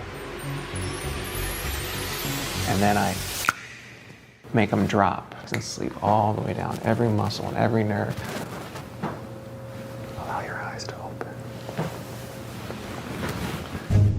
Breath in, slowly, gently, 1, 2, and 3, eyes open. Yes, so we understand. You can see like a before and after. You see their faces getting a little bit of that drunky or like stony look to them. Brian, of course. Yeah, what's happening? What are you feeling? Tell us your wife, because you are a great candidate for hypnosis. I can totally tell. You are there. Danny's there as well. I just want you all to interact in a moment, but what are you feeling right now? I'm just hanging out with the crew. Is there anything that he could do or wouldn't do that'd be like, holy cannoli, this, my husband, my partner for life, is in a different headspace? Jeez. I don't know. I was hoping this wasn't going to happen. I wouldn't be put on the spot like this. I don't know. What would you not do?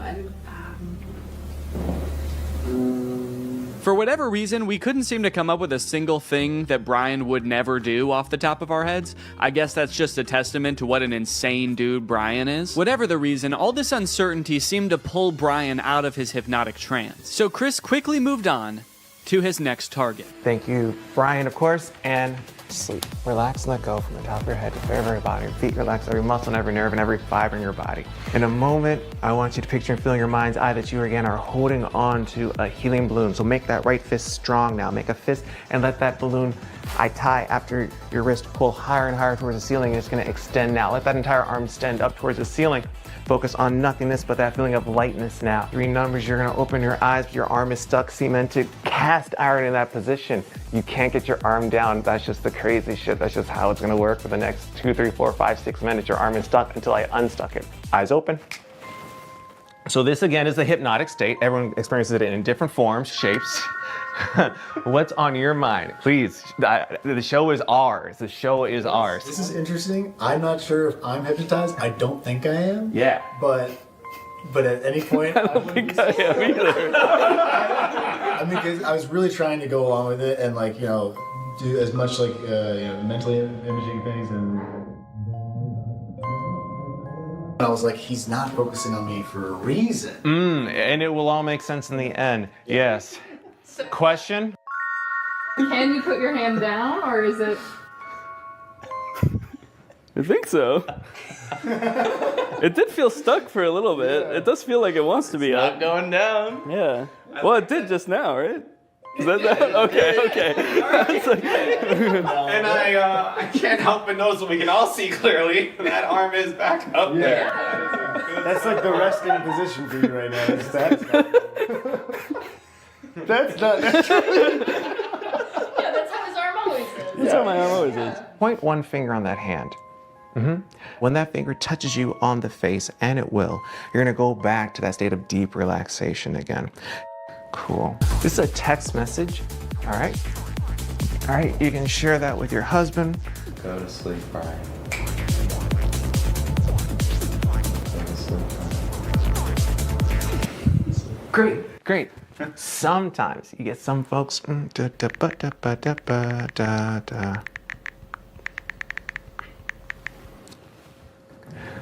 3, 2, 1. Danny, wide awake. Hey, your homeboy has a text for you. You can just read that. Go to sleep, Danny. I will go to sleep. Okay, clearly the dynamic changed here a little bit, and I'm still not exactly sure what happened, but somehow both Brian and I got snapped out of whatever might have been going on. But just when I feel bad, I heard you guys all leave. I didn't know if I was supposed to stay asleep or what. That's all right, good morning. So even though it wore off pretty quickly, I think we can all agree by the look on my face, I was in some different kind of mental state, at least for a little bit there. So is hypnotism real? Maybe so. What does it feel like? Well, just ask Danny from right after the hypnotist left. I'm curious, did it seem like I was hypnotized? Yes. Okay. A little bit. Because I feel like I don't really think I was. Really? Naturally, what followed was about 20 minutes of the rest of the group trying to convince me that I was in fact hypnotized. Physically, I was shocked with how much you guys collapsed. You two did definitely have like a very glassy. It almost feels like I'm gaslighting you about you being hypnotized. Like for somebody to come up and be like, sleep, and then you collapse is like such a suggestible state that is not your own. Also, Am I just a little bitch that'll do anything anyone tells me? I can't believe it, but I genuinely didn't realize I was hypnotized until the next day when I watched the footage and realized how out of it I was. Okay, wait. Okay. No, maybe I see a little bit of what he was talking about there. I do look a little bit out of it, actually. I guess in the end, hypnotism is real, but it doesn't feel at all how I thought it would. It kind of just felt like I was very relaxed, maybe even a little bit tipsy or like dazed. It honestly felt kind of good, and I think you can tell I was a little extra giggly. Hey, look, it says all those things on Google too. That's crazy. I didn't have to make this video at all. Now that I know what it's supposed to feel like, I guess I could say it's possible that I really did get hypnotized to stop biting my nails too. I just didn't understand what it was supposed to feel like. But I still don't know that I recommend it for the $450 I ended up paying, especially when there's a bunch of free hypnosis sessions on YouTube you could probably just try. Damn, I can't believe I'll never bite my nails again. Thanks for watching, guys.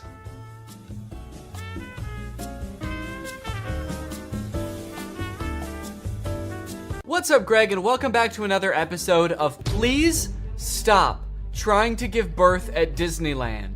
Please. Did you guys know about this? I just found out this is a thing. Women are trying to give birth at Disneyland in order to get a free lifetime pass. Don't do that. As I'm sure you guys are aware, because Disney is such a huge company with so many adoring fans and people love going to Disneyland, there are a ton of like urban legends and lore surrounding the Disney parks. You guys may have heard of some of the more outlandish ones, like there's one that like Walt Disney's head is like frozen and buried somewhere at Disneyland or something, or like it's like Buzz Lightyear's head on the Toy Story ride or something like that. But today I wanted to sort of dive into some of the urban legends surrounding the Disney parks. Mostly the strange things that Disney adults do at the Disney parks. Although some of these things are so weird that I hesitate to call these people Disney adults, some of these things are a little extreme. Kind of feel like I should call them something else. These people are like Disney extremists or something, I don't know. The first one, like I said, women flock to Disneyland to give birth and get a lifetime free ticket, which is such a bad idea on its face. Like, please give birth in a hospital, give birth where there are like medical professionals around and not like a chipmunk. And the worst part of it is obviously this perk is an urban myth and does not exist. This is not a real thing. Laboring women have shown up at Disneyland in the hope that their bub will be born there and get a lifetime free ticket. But guess what? That perk is an urban myth and does not exist. Important to note, this article is Australian. That's why they're calling the baby bub. They're talking about a baby there. They're not talking about like a bottle of champagne or something. I'm going to Disneyland and giving birth to that bubbly dude, which is also what I call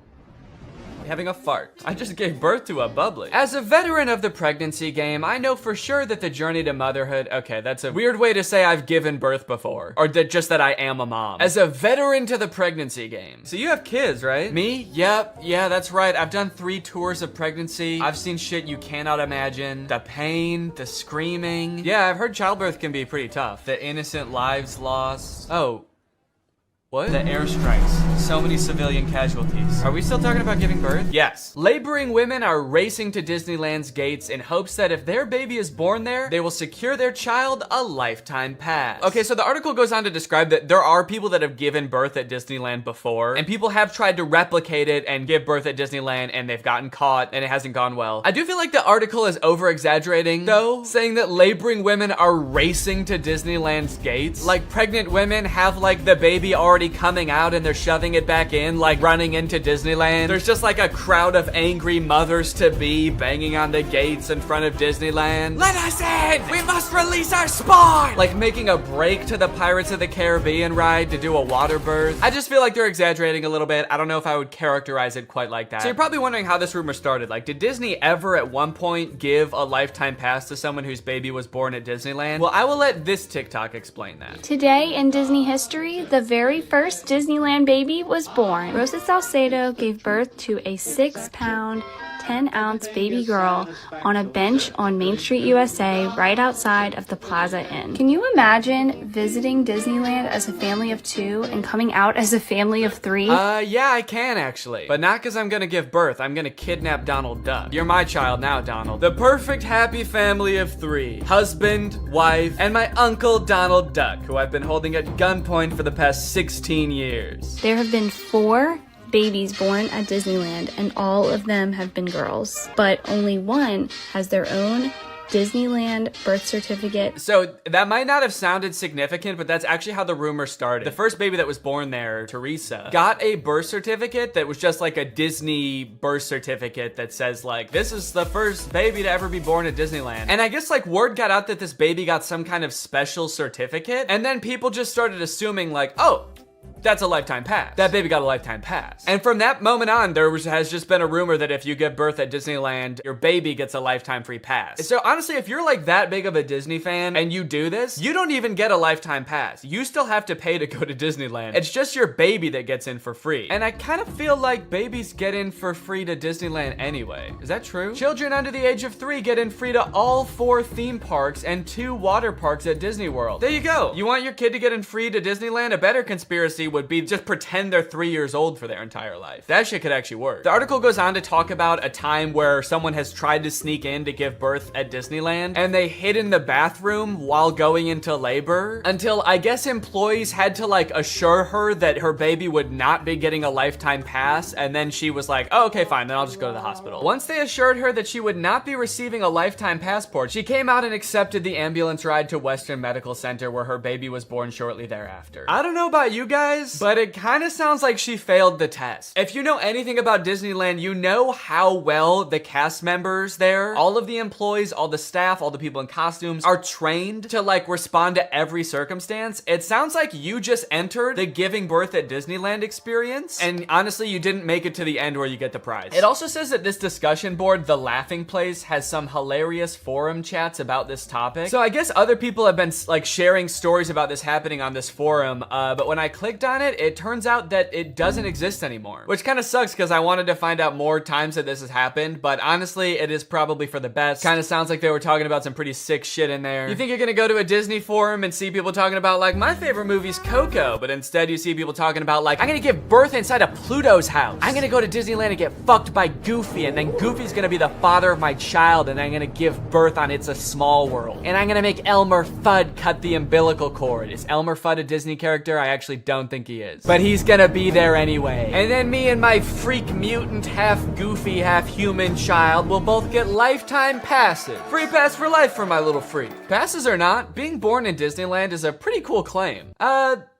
Yeah, I mean, I guess so. The way this is written, it kind of makes it sound like, so you might not get a free pass, but I don't know, it's worth a shot. You might want to do it anyway, just for shits. I've actually found a little bit of discussion about this on TikTok as well. Quick question. What's stopping me from giving birth in Disney World? Like in the Magic Kingdom, on a ride, in the Epcot ball? I think this TikTok in particular is a joke, but the comments under this TikTok are actually very interesting. I went into labor at Disney. They were not cool about it. And people like responded asking her to elaborate, and she goes on to detail her experience going into labor at Disney. And from her experience, it kind of sounds like the second anybody starts going into labor at Disney now because of this conspiracy, the entire staff immediately flips and like makes it their top priority to get you out of the park and like to a hospital to give birth. And I guess that sometimes they can be so rushed trying to get you out of the park that it comes off as rude, but obviously they're just like concerned for your health. They also don't want this rumor escalating of like people giving birth getting a free pass. And also it's just like people in sweaty mascot costumes trying to not deliver a baby because that's not their job. So sometimes I guess it comes off as rude. But the funny thing is, from this woman's entire explanation, it sounds like she didn't even know that this urban legend was a thing. So in her head, I guess she just like broke some unspoken rule at Disneyland that she had no idea about and made the entire staff of the happiest place on earth turn on her in an instant, which is so funny to me. Hello there, what can I get for you? Yeah, can I just get a medium root beer, please? Oh, great. Oh, great, another guy here to put his balls in the root beer. What? Hey everybody, this guy right here is about to pull out his big fat balls in front of everyone, in front of a bunch of children, and put his balls in a glass of root beer.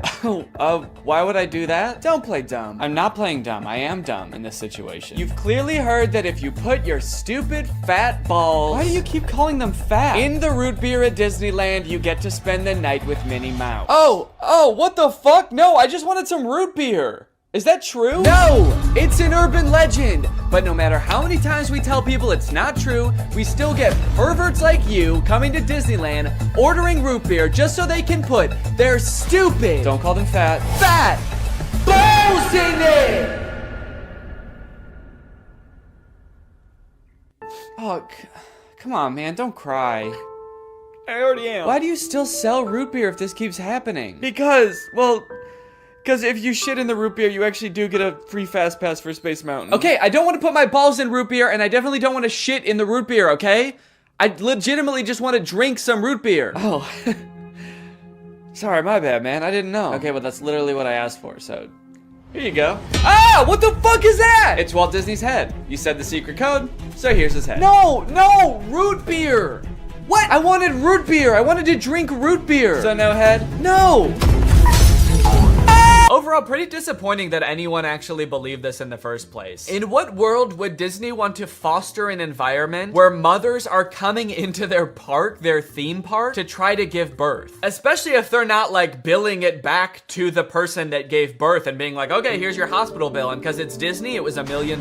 Now, by now, it should be no surprise to you that there are some people in this world that want to spend every waking moment of their lives at Disneyland, especially their most precious moments in life, which is why you can also get married at Disneyland. Let's take a look at some of the craziest places you can get married at Disney World. Starting at $12,000, you can get married at the Haunted Mansion in Disney World. But just like expecting mothers trying to sneak into the bathroom to pop out a quick person, couples are of course also trying to cheat the system and avoid paying to have their wedding at Disney. So they'll just like sneak in with like themselves, maybe a couple family members and an officiant, and just like have the wedding in like a somewhat secluded area of the park. Here we have an article that details a San Diego couple sharing their secret Disneyland wedding story. Not many people can say they secretly got married in Disneyland's Sleeping Beauty Castle. 2 years ago, Gabriel and Andrea had been saving up for their dream wedding at Disneyland. However, when they began looking for wedding options at the park, the couple said that the cheapest option was $12,000. Instead, they decided to spend their life savings on a house. Great move, honestly. No complaints so far. That's a very wise choice. So Gabriel and Andrea decided to have a secret wedding at Disneyland. The couple gathered Gabriel's oldest daughter, an ordained minister, a witness, and packed their bags, heading for Disneyland for what they called a guerrilla-style wedding. Now, I don't know much about weddings. I've only had one, but I do know that you don't generally want to have them guerrilla-style. Like when we were planning our wedding, that word almost never came up, I don't think. Just imagining them describing their wedding afterwards, like, yeah, it was so romantic. We hid in the bushes for 8 hours in the hot Florida sun wearing camo paint, waiting for the crowds to die down. You know, just sort of waiting out the crowds and the gunshots, the airstrikes. Airstrikes? Then we popped out and I said I do.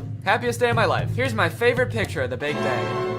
Now buckle up, because this next urban legend is about to get nasty. Quite literally, this is disgusting. Like I said, the most devoted Disney fans would probably spend forever at Disney if they could, but maybe they can. For years and years, the Haunted Mansion has been the home to an endless supply of Disney myths and legends. But the attraction's most prevalent and persistent rumor is that guests regularly spread the remains of their friends and family inside the ride. This can't be true though, right? It is 100% true. Yes, that is right, and I don't want to bash anybody's final wishes. I know that that's a very personal thing, but spreading human remains in a public place that people are like walking around and touching? Please don't do that. Or you know what, I should say, you know, because I feel bad for people who are just trying to honor their dead relatives' wishes or whatever. If you're alive still and you're watching this video and that's gonna be in your will, please take it out. Don't make people do that on your behalf. Honestly, I am a little relieved that people are sticking to like spreading ashes at least, because there are a lot of different ways to dispose of a body. It was actually my grandpa's greatest wish to be laid to rest at Disney. Oh, that's sweet. You're gonna scatter his ashes around at the park? Not exactly. The Haunted Mansion probably has so much human ashes in it, it's not even funny, said one Disneyland custodian. Blah! That is the nastiest thing. Oh my god. Don't do that. Do not do that. Please. People scatter their loved ones' ashes in the Disney parks monthly. Can you imagine just like being on a ride and the person next to you is dumping out ashes? Disney employees are literally aware of this too. They have to follow special protocols every time this happens. The custodians are used to identifying and vacuuming up these ashes. I don't know why I was surprised to hear they vacuum them up. Of course they do. It's a literal human corpse, basically. Of course they get rid of it. The people who are like requesting this happen to their bodies must know this, right? They must know that some custodian that does not willingly work in like a morgue or something is going to have to take care of that. This sounds awful for everyone. If you're the custodian, you have to vacuum it up, but if you're the person that just lost someone you care about, you have to know that they're just gonna vacuum it up. They might even make you watch. They have you come identify all the places that you scattered the remains, and then they just like make eye contact with you while they're vacuuming it up. This is going in the garbage now. We're gonna throw this in the garbage now. Say bye-bye. So when you're laying them to rest in the happiest place on earth, you're actually condemning them to forever in the suckiest place in the world. Yes, that is a very funny joke. And people will put them anywhere too. Like flower beds, bushes, the lawn at Magic Kingdom, outside the park gates. Outside the park gates? They'll put this shit anywhere too, you know, outside the park gates, on the highway on the way home, the McDonald's across the street, Universal Studios, shit anywhere. It doesn't really matter. I feel so bad for the employees that have to deal with this, honestly. That would be so scary. Honestly, even as a patron, you know, I honestly like going to Disneyland every once in a while. I think it's pretty fun. But next time I go, I am going to be terrified that I'm like touching human remains at all times. Especially now knowing that they put them everywhere. I'm gonna be eating a turkey leg and wondering like, is this actually some guy's leg? They're most frequently dispersed around the Haunted Mansion, which is kind of perfect if you ask me. Okay, this girl's actually a little bit too into it. But now this whole ashes thing, which is not really an urban legend, is actually true, has actually spawned urban legends out of it, as you can see here. Have you heard of the legend of the crying boy at the Haunted Mansion in Disneyland? The story goes a mother spread her son's ashes without permission from Disneyland, and you can see him crying as you're exiting the ride. Spooky. I wonder why he's crying. Maybe because his ashes are in a vacuum. Maybe because he was a little boy and his mom spread his ashes in the scariest ride at Disneyland. The mom was like, yeah, my son used to love this ride. Every time we would get on it, he would be screaming and crying and shaking because he was so happy and excited. So I decided this is the perfect place for him to spend the rest of eternity. In a rundown castle of pure terror. It's what my darling little boy would have wanted. All in all, it seems to me that Disney, this giant corporation that owns like every media property known to man, has their grubby little fingers wrapped around people a little bit too tightly. It's like you already have every movie and TV show. Do you really need people like begging to spend their entire lives at your theme park also? But even still, with people spreading their loved ones' ashes at Disney, people trying to give birth at Disney just to get free tickets, Disney is still trying their best to immerse you in their parks as much as possible to make you never want to leave. Recently, Disney opened up the Galactic Star Cruiser Hotel, which is a Star Wars hotel and experience. I think it's like a 2 or 3 day long experience where you are like in this hotel. There's like a story that you have to follow about shit going on around you. It seems very immersive, and to a pretty big Star Wars fan, honestly, it sounds pretty cool. But it is also $5,000, and instead of windows, your room has a screen that just shows a video of outer space playing. So, you know, just keep that in mind that you might go insane while you're in this place. With no concept of night or day, you just have to adhere to the Star Wars pre-approved activities. There's like stormtroopers patrolling the halls at all times. It's kind of like they wanted to build a Star Wars hotel, but they built a prison instead. I read through some of the Google reviews for this hotel. It's only been open for a little bit, so there's not that much to go off of. And honestly, there are a lot of 5-star reviews of people who seemingly really enjoyed it. I did think that this review was really funny. This person gave it a 1 out of 5, and they said, thought the experience was fun, but not worth the price. There are too many missions to keep track of, and you are always missing something. It kind of seems like they got like too immersed in the story and like started to believe that they really needed to complete these missions. This sounds more like the review of a disgruntled employee that like works on a spaceship. There are too many fucking missions, man. There's too much shit to do. The hyperdrive is gonna fail, and I need to fix that, not to mention the First Order's breathing down my fucking neck trying to get me to give away the location of my comrade. This place is fucking stressful. I think my favorite thing I've seen come out of this Star Wars hotel is this apparently now deleted ad for the experience that says strike unlikely alliances in your very own Star Wars story. Apparently when you come in, you can decide if you want to be like on the good side or the bad side. So this, holy shit, this place is metal, dude. This goes hard. It's crazy to me that you actually can choose to be on the side of like the evil intergalactic fascists, basically. You and your preteen daughter can don First Order uniforms and betray one of your favorite characters' trusts, Chewbacca, giving away his location and leading the First Order directly to him, who will take him away to be tortured and then eventually executed. It might be a little too immersive. It might be. We're gonna start hearing people come back and you're gonna be like, how was your trip? You went to the Star Wars hotel, right? And they'll be like, the guilt over my actions will haunt me forever. But I did what I had to do. It was honestly fucking sick. I loved it. And honestly, like, if someone offered to bring me there for free, would I go? Yes, I probably would. Yeah, honestly, I would like to go 100%. I would like to go. And as if living in an intergalactic life is curated by Disney. Oh gosh. I feel like we have so much chemistry together. Me too. This has been great. This date was a lot of fun. I really haven't connected with anyone like this in a long time. Fantastic. How likely would you be to recommend this experience to a friend? What? On a scale from 1 to 10, how would you rate my performance? Performance? I thought you were just like genuinely interested in me, like romantically. Oh, perfect. So a 10 then? I really opened up to you. And you opened up to me. That's all just part of the story living experience. It's Disney magic. So that whole story you told me about how sad you were that you had to release your pet into the wild because it had grown to be wild. That was the plot of The Fox and the Hound. What the fuck is wrong with you? Thank you for riding Disney's Love Connection. Please make sure you pick up all your belongings as you exit the ride. Are you an animatronic? Please do not try to fuck any of the animatronics. Are you on your all way out, and animatronic? have a lovely day here at Am I the only Disney person that Stories lives here? Anyway, that's the end of the video. It's time to talk about our sponsor. What's up?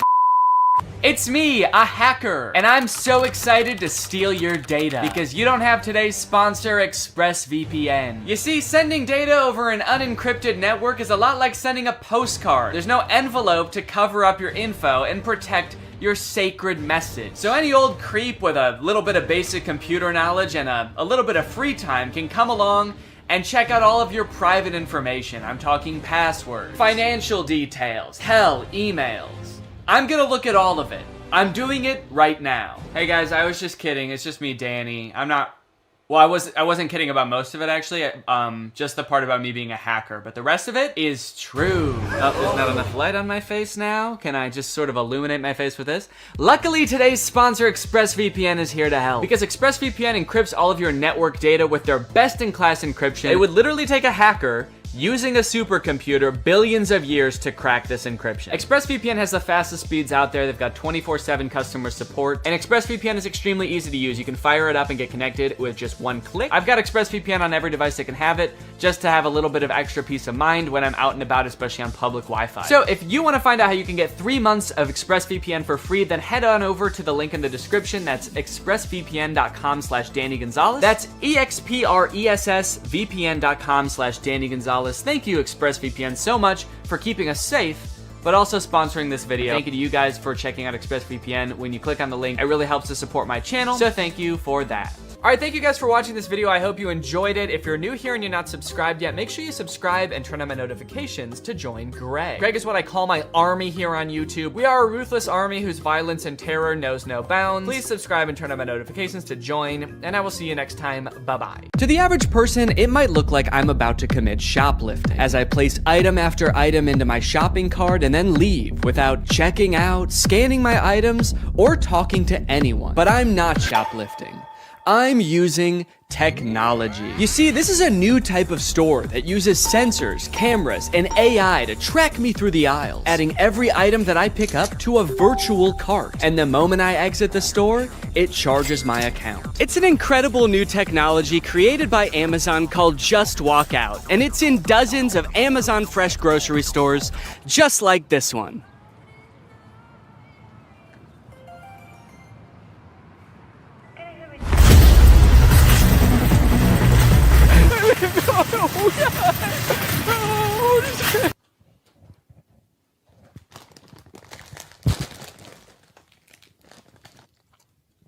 I'm not just gonna not eat them. Okay, anyway, where was I in the script before I became a criminal? Oh yeah, they're an incredible new technology. They're called Amazon Fresh Stores, and they are a gigantic lie. You see, while Amazon was touting these stores as a cashierless solution that allowed them to use AI to cut out all of the on-location workers, it turns out what it really meant by AI was anonymous Indians. Amazon's Just Walk Out stores relied on 1,000 people in India watching, not AI. So it turns out that even though they started implementing this technology in stores in like 2016, as of 2023, Amazon still needed 1,000 people in India reviewing about 70% of all orders to make sure that it worked. In other words, it didn't work. It's just crazy because, like, why did they lie, you know? They didn't have to implement this technology into stores. I don't think anyone was asking for this. And yet, I feel like this kind of thing has been happening a lot lately. Tech companies have been taking some big swings and some even bigger misses. Like so big that in this baseball metaphor, the pitcher's throwing it right down the middle and the batter is in the stands just bashing some fan's head in. And that's why I've gathered you here today at Greg Tech's 2024 Developers Conference, where I will be testing some of the year's greatest tech flops. Starting with The Humane AI Pin. I did a video on the AI Pin when it was announced months ago as this sort of AI-powered phone replacing device that you wear on your shirt. And look, personally, I'm all for rethinking the form factor of the smartphone to make it less distracting while still maintaining all of the functionality, but unfortunately, the AI Pin did the opposite of both of those things. In the demos on their own product announcement, it was screwing up hard. It was messing up facts. It also seemed super difficult to use. And it seemed like they were being intentionally vague about what the thing even did in the first place. It's a standalone device and software platform. It seemed like the type of thing that literally only a sucker could buy. But that turned out not to be true because I bought one. I ordered this thing in like February and then didn't hear from them for a few months until April, when I got an email alerting me that it was time to set up my account. And boy, was I excited. So I'm gonna be honest, I kind of forgot that I bought this, but now my AI pin is ready to be personalized, apparently. Before we can ship you your AI pin, you will need to complete a few quick steps. So I have to set it up before they're even gonna send it to me? Kind of feels like they're calling my bluff. You don't really want this thing. How committed are you to the AI pin? Will you set it up before we even ship it to you? You probably won't configure your Humane subscription, set up your AI pin passcode, and add contacts. And honestly, I don't really want to do those things, but I guess they're not going to send it to me unless I do. It's time to set up your AI pin. There comes a time in every young man's life where he has to set up his AI pin. It's a rite of passage. Oh, that's fun. Woo! Is this it? Am I setting it up? Get a little over here, a little over here. It turns out that in addition to the $700 I spent on this thing, I also had to pay $24 a month to access features like the wireless network, cloud storage, and AI services, which in layman's terms are all of the things that the pin does. Luckily, the first 3 months of this service are free, so I probably will never have to actually pay for it. Set up your passcode. Okay, could you guys not look? I'm about to type in my secure passcode. Okay. Your passcode is easy to guess. Consider setting a more secure passcode. Yeah, but could it be so simple that it's actually, you would never guess it? All right, I'll change it. How is that easy to guess? It's my birthday. I guess does it know my birthday? Do you know my birthday? Fun fact, I actually didn't know this before recording this video, but it turns out almost every single combination of 4 numbers is easy to guess. How is that easy to guess? But eventually, I reached into the dark recesses of my mind and came up with a number combination so random, so, quite frankly, disgusting, that no one, not even God, not even me later in this video, will be able to guess it. Okay, well, let me write this down somewhere so that I don't forget it. Already using my phone for something because I don't have the pin yet, so I have to use the phone to remember the passcode to the thing that is gonna replace my phone. Connect your services. Oh, cool, I can connect to my Google Photo and Title services, which I have both. And just like that, I was done. I have solved Humane's riddles, and now they have to send me my prize. All right, well, I guess the next time you see me, I'm gonna have the AI pin in my possession. It might even be right here. Okay, we'll see if I remember to do that transition.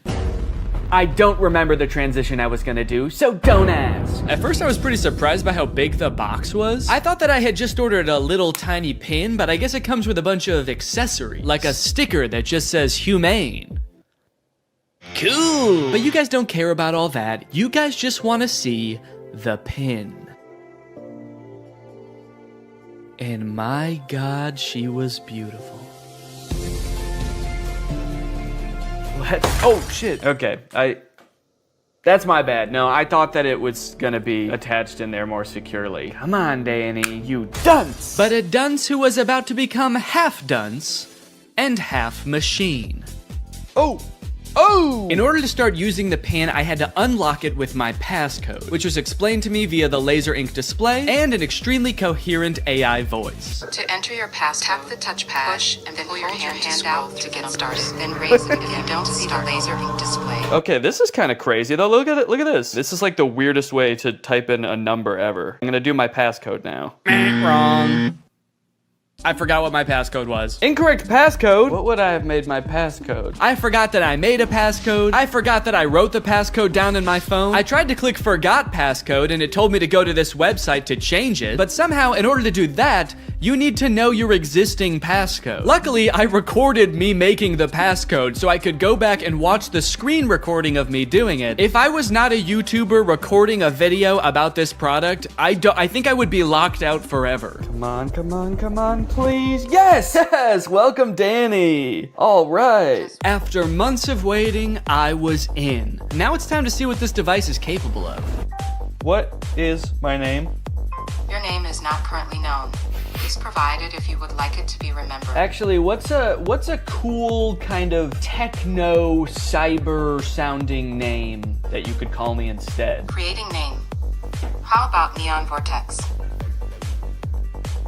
Yeah, call me that. Noting your name as Neon Vortex. I know I might have seemed all cheery and excited about this name on the surface, but the truth is, it destroyed me. I have never heard a name before that not only sounded so cool, but also embodied everything I wished I was. Suave, confident, futuristic. He was everything. Everything I could never be. Neon Vortex. This is the home screen. I'm all caught up, whatever that means. Nothing to report here, man, don't worry. You've got nothing to worry about. Your AI pin needs to cool down for a few minutes.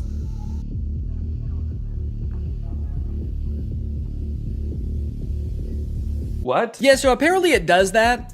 Like a lot. If you use the display for more than 10 minutes, or the pin is in close proximity to a heat source, such as, I don't know, the human body, then it'll shut itself down so it can cool down for a few minutes. But hey, man, that's fine with me, you know, that just gives me more time to think.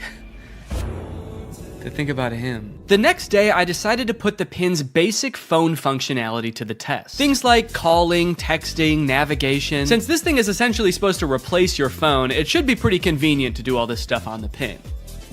It should be. The weird thing is it seems like you can't make any changes to the pin on the pin itself for some reason. So if you want to change any settings or add contacts, which I needed to do to test this as a phone, you have to use Humane's web portal on an inferior device like a computer or a phone. Gross! Not a great start for the pin, but now that I have done that, I should hopefully never ever have to use one of those ancient relics again. It's just one flashing green speck over here. I guess the laser ink display is already kind of messed up. Probably not a good sign for this technology, but you know what? This is a new thing, this whole laser ink display, so I will, whoa. Cowboy Carter, time to strike a match and... What am I playing? Beyonce? And Dolly Parton. Don't know how I started playing that. Guess that's just a feature. If you make just the right gesture, it'll start playing the newest Beyonce song that exists. All right, let's start off by trying a phone call on this thing. I'm gonna try to call my wife Laura to tell her that I miss her. Call my wife. I'm sorry, I couldn't find a contact for my wife. Okay, fair enough. It doesn't know who my wife is, so I'll just tell it. If I tell you who my wife is, will you remember? Your AI pin can remember who your wife is if you provide the information. Excellent. So I told it, my wife's name is Laura. Please remember this. It's very important to me. Updating memory. Noting that your wife is Laura. I wish people said that every time you told them something important. Updating memory. Yo, what's up, dude? My name's Paul. Updating memory. Analyzing Paul. Great, so now we're both on the same page. My wife is Laura, and I want to call my wife. So now it will call Laura, right? Call my wife. Multiple matching contacts. Which one do you mean? Laura Fuexlow or Claire What? Claire? The girl I went to college with. Unfortunately, I did have to go back onto my computer to figure this out. And amongst all the data stored within my portal, like my name being Neon Vortex and the tunes I've been rocking out to lately, was the answer. My wife's name, according to the pin, was Lore. It thinks my wife's name is Lore. No, that's simply not correct. So I went ahead and fixed it in the portal, you know, that's what the portal's there for. So I fixed it, I changed it, and now it's gonna work. Call my wife. There are multiple matching contacts. Which one do you mean? Oh my god. Call Laura Fuchel. I'm sorry. I couldn't find a contact for Laura Fuexlow. How? Okay, so at this point, I don't know what was wrong. It was just like straight up forgetting which contacts it had. It said it couldn't call Laura because it didn't have her contact. Then it said it couldn't call Eddie because it didn't have his contact. Call Eddie Burback. I'm sorry. I couldn't find a contact for Eddie Burback. Why not? And you might think, Danny, maybe there was an error transferring the contacts. Maybe it really doesn't have these contacts. But I know it had Eddie's contact, and do you know how I know? Because it could text Eddie. Can you text Eddie Burback? What do you want the message to say? Okay, all right. Still not sure if this is gonna work, but finally, thank God, it's letting me do something. Hey, Eddie, it's your... Is it... Cowboy Carter?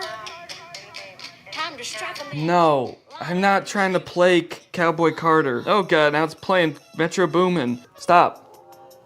Anyway, eventually I sent the text to Eddie. It worked. I didn't have any way to know it worked because there's no screen on this device. You can't see what the message you sent said or anything. So I guess you just gotta hope and pray it goes through and accurately transcribes what you said to it, which frankly I am not confident in after the whole lore debacle. Okay. Eddie just texted my actual phone and said, I know you made a video on the pin and I'm positive this is you, but it still feels like a scam, LMAO. I'm too scared to text back to a random number claiming to be my friend. Regardless of scaring my friend, the text went through. This was a huge confident boost. Time to try calling my wife again. Call Laura.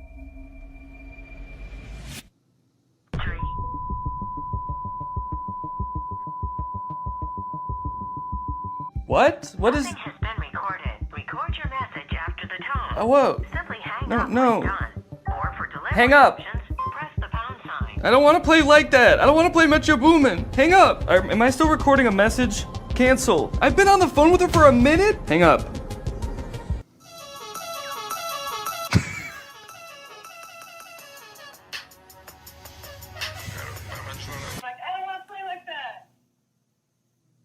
It was some man being like, I don't want to play like that? I don't want to play like that. I don't want to play Metro Boomin. Hang up.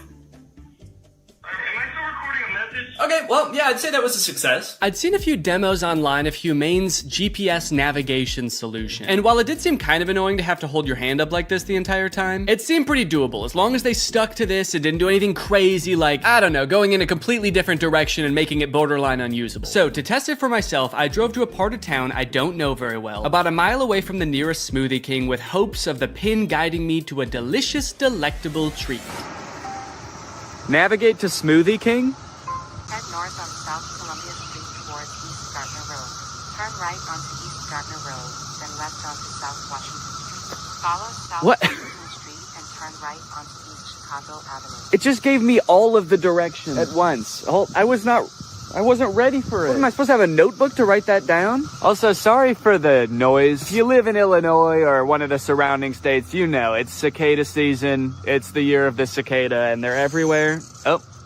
One just landed on my shoe and then got pissed off that I moved. Eventually, I realized if I look at the laser display, it displays the directions, but not like it did in any of the demos. It just gives you a block of text with every single direction written down. If you're in the shade, that is. If you're in the sun, it gives you nothing. Can't see anything. I was very confused by this and thought surely this could not be right. What happened to all those demos? So just to be sure I wasn't missing something, I asked it again, and this time I got an even stranger response. Directions to Smoothie King. For accurate and up-to-date directions, consider using a map service like Google Maps or a GPS navigation. What? Can you give me step-by-step walking instructions to the Smoothie King? For step-by-step walking directions, it's best to use a navigation app like Google Maps for the most accurate and up-to-date route. I thought you had navigation instructions. What? So now not only was it forgetting things that it could do in the demo, it was also forgetting that it just moments earlier had given me step-by-step instructions. This thing was regressing at a rapid rate, and if I ever wanted to get to Smoothie King, I was just gonna have to use the directions on my hand and go. Okay, well, I guess I'm just gonna use those written out directions, which start with head south on this road, Columbia Street, and I actually don't know which way is south, so I guess I just have to use the sun to try to figure that out. So the sun is directly overhead. What does that mean? Okay, while I'm walking aimlessly, I just got a text from Laura. So I'm gonna use a feature that I've seen them use in the demos where you tell it to catch me up on all my notifications. Tell me what I missed. And it's supposed to like summarize all your notifications. Since I just have one, I assume it's just gonna tell me what Laura said. Can you catch me up? Your message to Laura Fuexlo says, can you catch me up? Okay to send. No, I want you to tell me what Laura said. What did she say? Can you tell me what she said? Finding Laura. Finding Laura? Laura asked, okay, hello, what we thinking about lunch? Oh no, guys. I told Laura that I was having a smoothie for lunch, and now she's saying that she wants a smoothie for lunch too, and I didn't have the heart to tell her that I was just meandering aimlessly down the street with no clear end in sight. And I told her I would get her one, which means I'm on a time crunch now. So that's when I had to kick it into high gear. Walking under the beating sun, through a sea of cicada corpses, I trudged, and I trudged. Then I realized I had been walking the wrong way for 10 minutes, so I trudged the other way. And after about 35 minutes, I finally made it. I got my smoothies. Let's go. Let's go. Take a picture of my smoothies.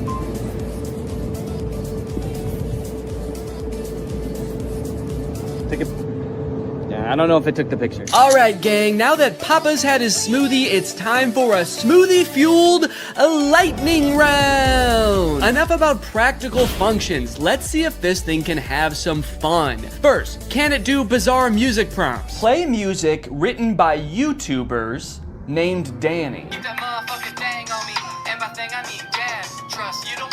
Wow, I don't think my music has ever sounded quite this bad. Yes! Can it detect food like in the commercials? Can I eat this?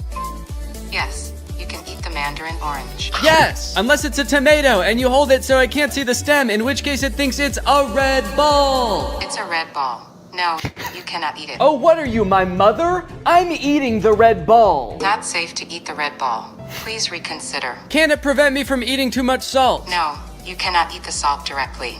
It's meant to be used in small amounts to season food. Yes! Can I buy things like in the demo? What is this book? Okay, by this point I probably just could have read the title. Titled The Sneetches and Other Stories. How did it know? Okay, buy it.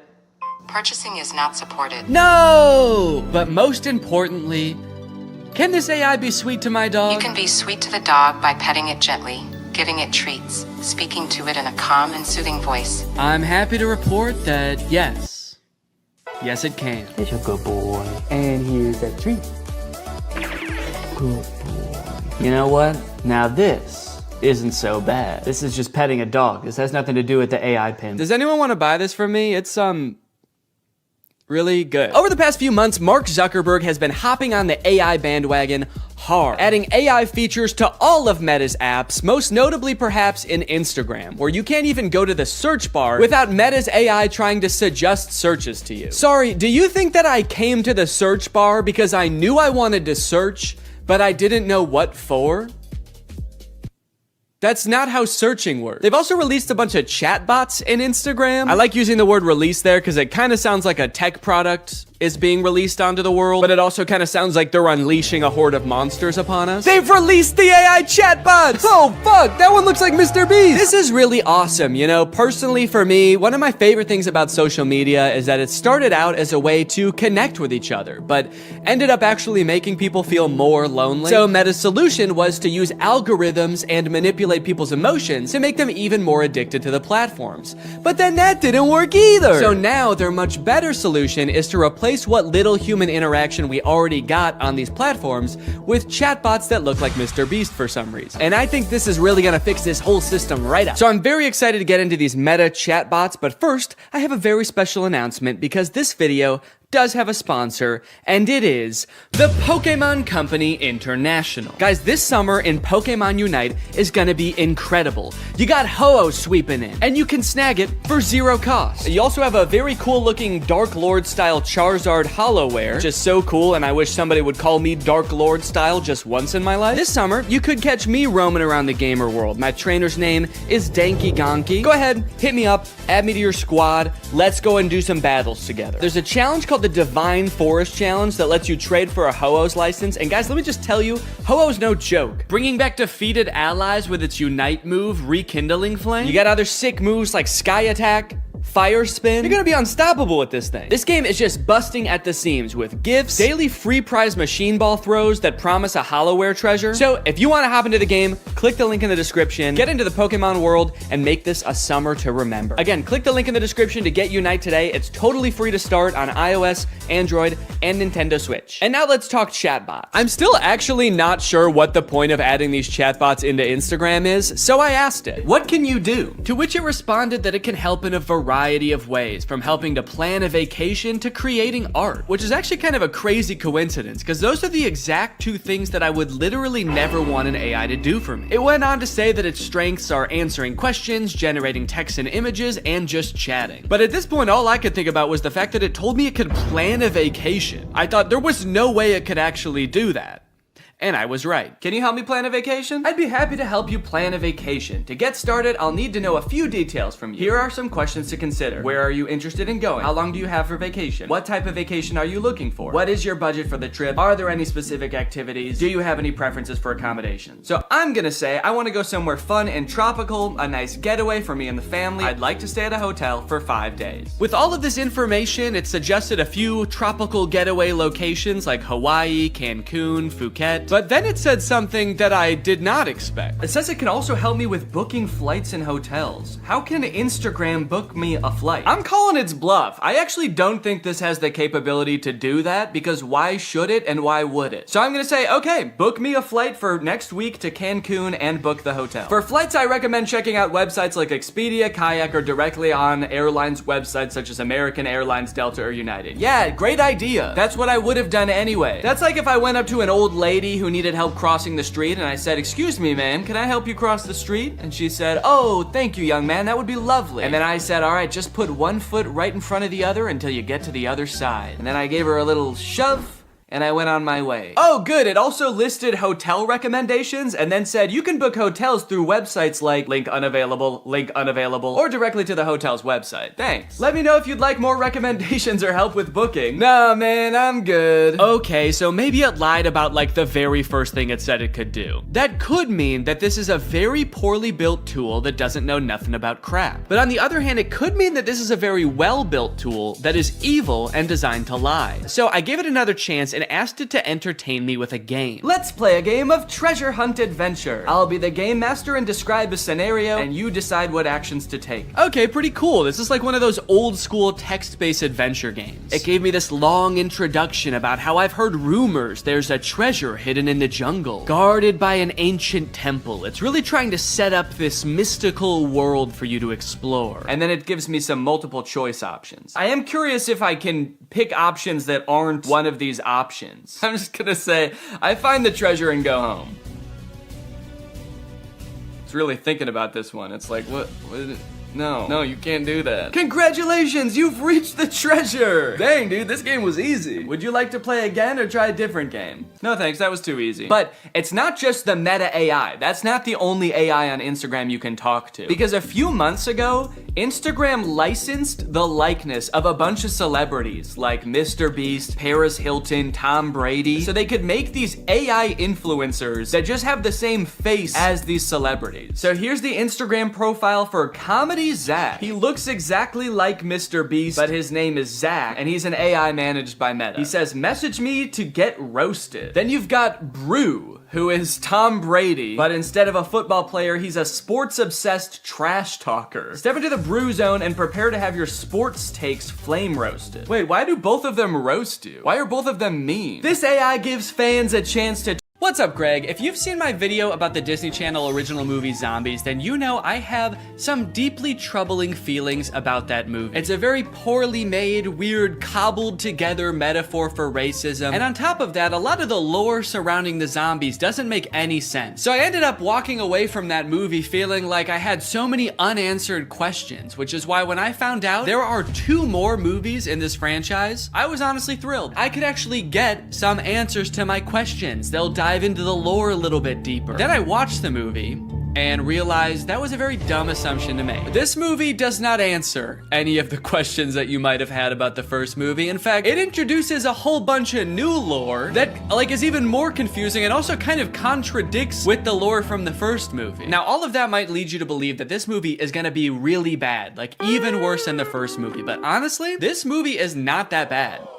Also, it has 100% on Rotten Tomatoes, so technically speaking, this is a perfect film. So strap in and get ready, because I don't know if you've ever seen a technically perfect film before, but this is what one looks like. The movie starts off right away, changing the lore that we all know. Welcome back to Seabrook, where belonging is everything.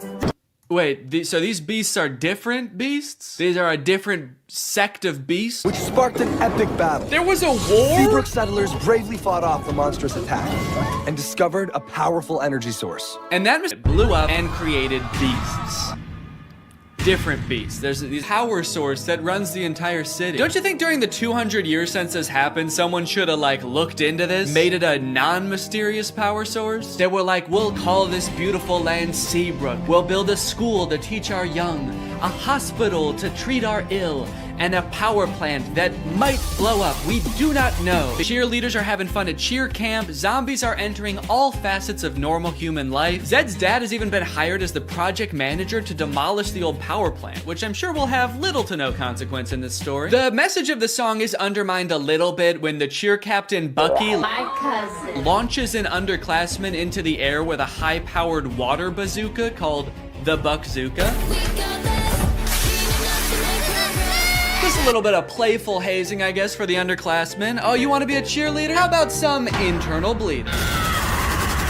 That's hazing, baby. Nobody joins an organization that I've already joined and gets away with it. And while I do wish someone would rush this poor girl to the hospital, you didn't have to add another creature. Or you could have kept the movie exactly the same as it is and just not called them werewolves. You could have made up a new creature. Just called them outdoor teens. It would have made sense. But no, you had to drag werewolves into this. You said this movie will be about werewolves. It will be an integral part of the story. And our costume budget will be $4. A few scenes. This sets up one of the big conflicts in the movie because, as you know, Addison wants to go to prom with Zed, but one of these anti-monster laws is that zombies aren't allowed to go to prom anymore. Zombies can't go to prom.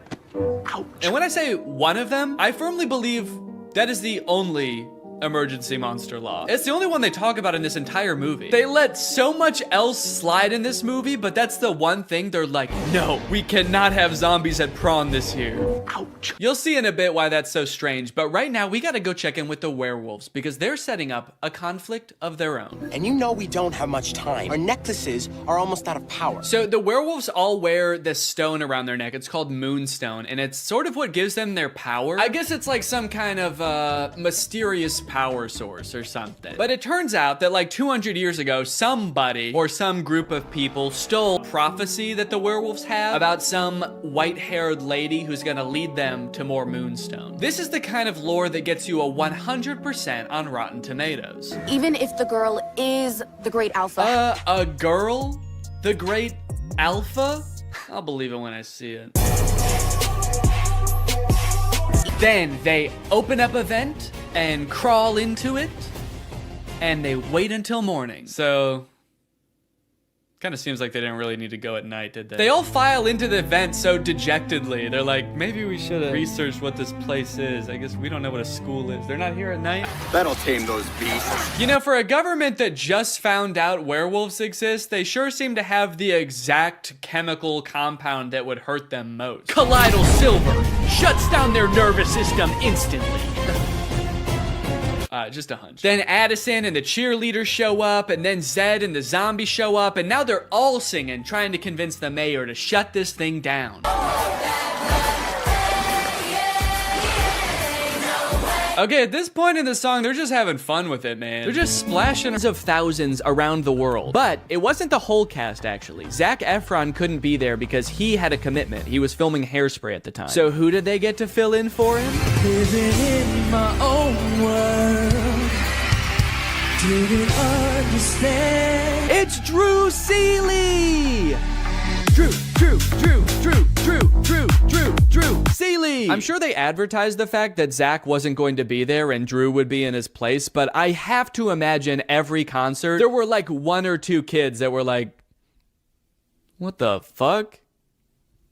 Zach looks different in person. With all the success of the first movie, they had to crank out a sequel fast, which they did, releasing High School Musical 2 in August of 2007. And you might think it would be impossible for them to catch lightning in a bottle twice, but oh baby did they. What time is it? Sequel time. High School Musical 2 is often regarded as the best High School Musical movie. Out of any High School Musical movie, this one has the most moments that have lived on in the cultural zeitgeist even today. The movie starts just as the school year is ending. The musical is long over, so if you were expecting to see, get that out of your head right now, you're never gonna see that musical. Right now, he'd be barking like a dog. Oh, wait, Troy's dad is fixing up a car. Look, he has other hobbies. Bring each other's clothes. Because they don't ever address that. It's such a confusing part of the movie. Why did they change clothes? When did they get naked? So I was confused about this, so I actually went looking and I found an article where the two actors explained what happened. The outfit swap was actually suggested by director Kenny Ortega. Quote, he had the on-the-fly idea for one.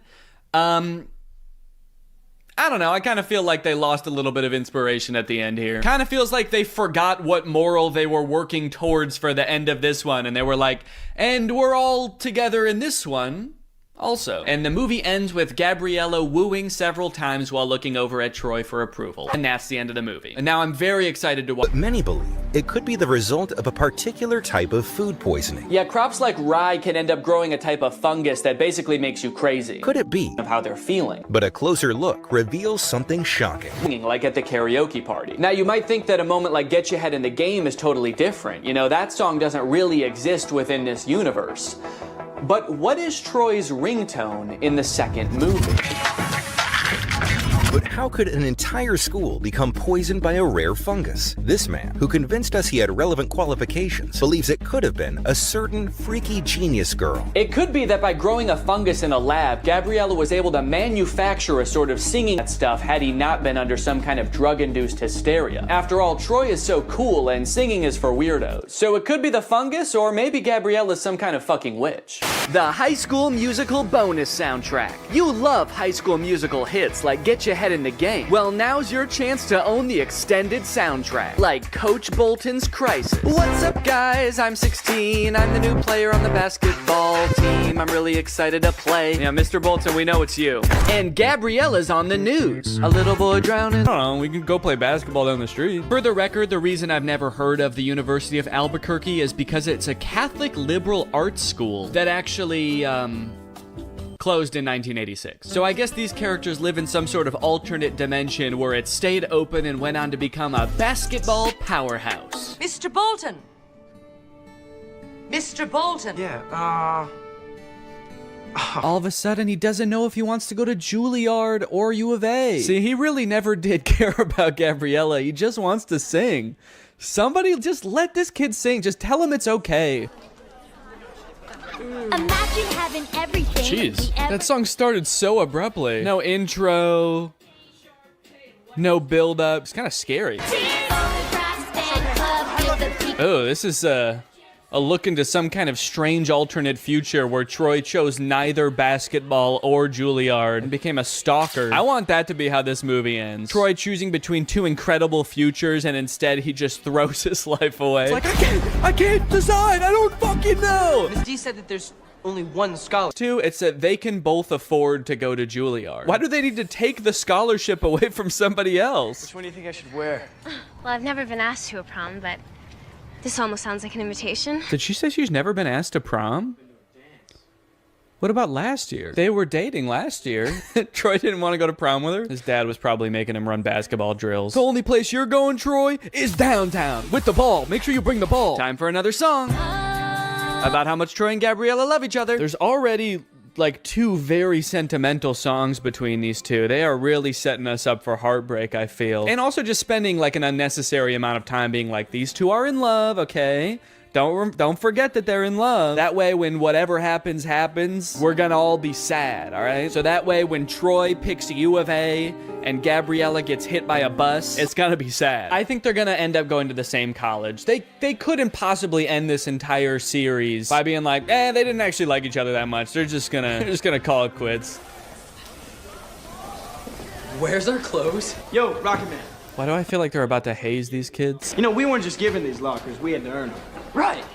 Oh, they're definitely about to haze these kids. Now drink this entire bottle of Absolute. That'd be a crazy twist in this movie. Just a little hazing. Troy is not better than doing some hazing. Oh, I thought I heard you. I was just making some snacks inside. Are you guys hungry? Only if it's your brownies. I've had them. Bring those out here. Could you take me after school to check out that tuxedo? Tuxedo? For what? For prom. Oh, honey. If that's what you call an invitation, you'll be dancing with yourself. He's like, okay. I wasn't inviting you. I'm gonna ask Miss Darbus. Then comes a song about getting ready for prom featuring, I think, the funniest moment in any of these movies. I think this tux is too baggy, too tight, it makes me look weird. Yeah, this movie's kind of funny, man. Makes me look weird. Do I want classic or vintage or plaid? I like that they're like, should I wear plaid or ruffles or a really old suit? And it's like, no, you should wear, just go to Men's Warehouse and ask for a prom tuxedo. Should I wear the ugliest thing that you've ever seen? No, just go. Just tell them you're going to prom and they'll just give you the most generic tux you've ever seen. This reminds me of when I was a senior in high school and I was getting ready to go for prom, and I sang this song called It's Gonna Be the Night to Remember, and me and all my boys got dressed up in weird suits and They had bags. And yes, they left together. In fact, it kind of feels like, have you ever seen people who have edited The Big Bang Theory so that it doesn't have the laugh track to show how like bad all of the jokes are? Who are you? Oh, I'm Denise, the new assistant manager. That's kind of what this movie feels like. Are your eyes all watery? Because I'm high.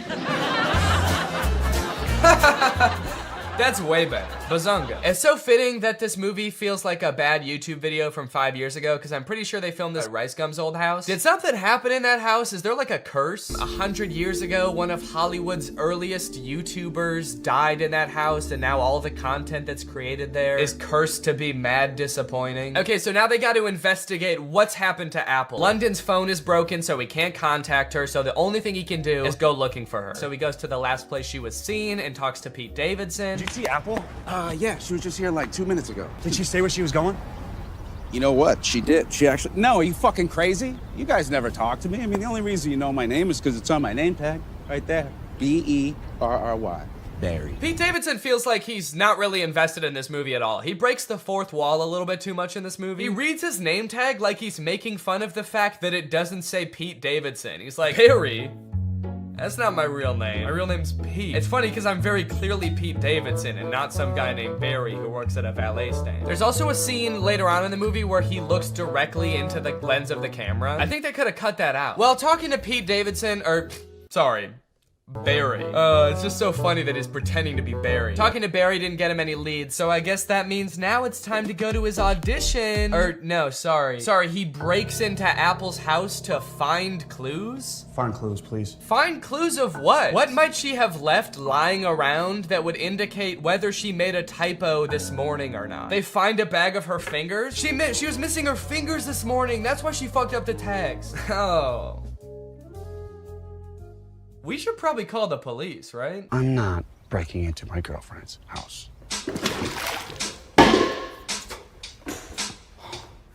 Can't believe I'm breaking into my girlfriend's house. Me neither, dude. Your life is pretty crazy. London Clash is so dumb. He makes the worst decisions at every move in this movie, okay? While they're in Apple's house, one of London's friends knocks over every single urn on the mantle, and ashes go everywhere. And so they're like, oh shit, we have to put back the urns and then refill the ashes. But they're like, the only problem is, where are we supposed to find ashes? Where are we gonna find enough ashes to fill up these urns? But like, they didn't lose the ashes. They all just fell on the floor. They could just sweep them up and put them back in urns. It's like MGK was like constantly forgetting what previously happened in movies, and so the plot is being driven forward by things that just aren't problems. So anyway, as I said, this is a stoner comedy. You can probably guess the solution they think of to produce a bunch of ashes to fill back up the urns.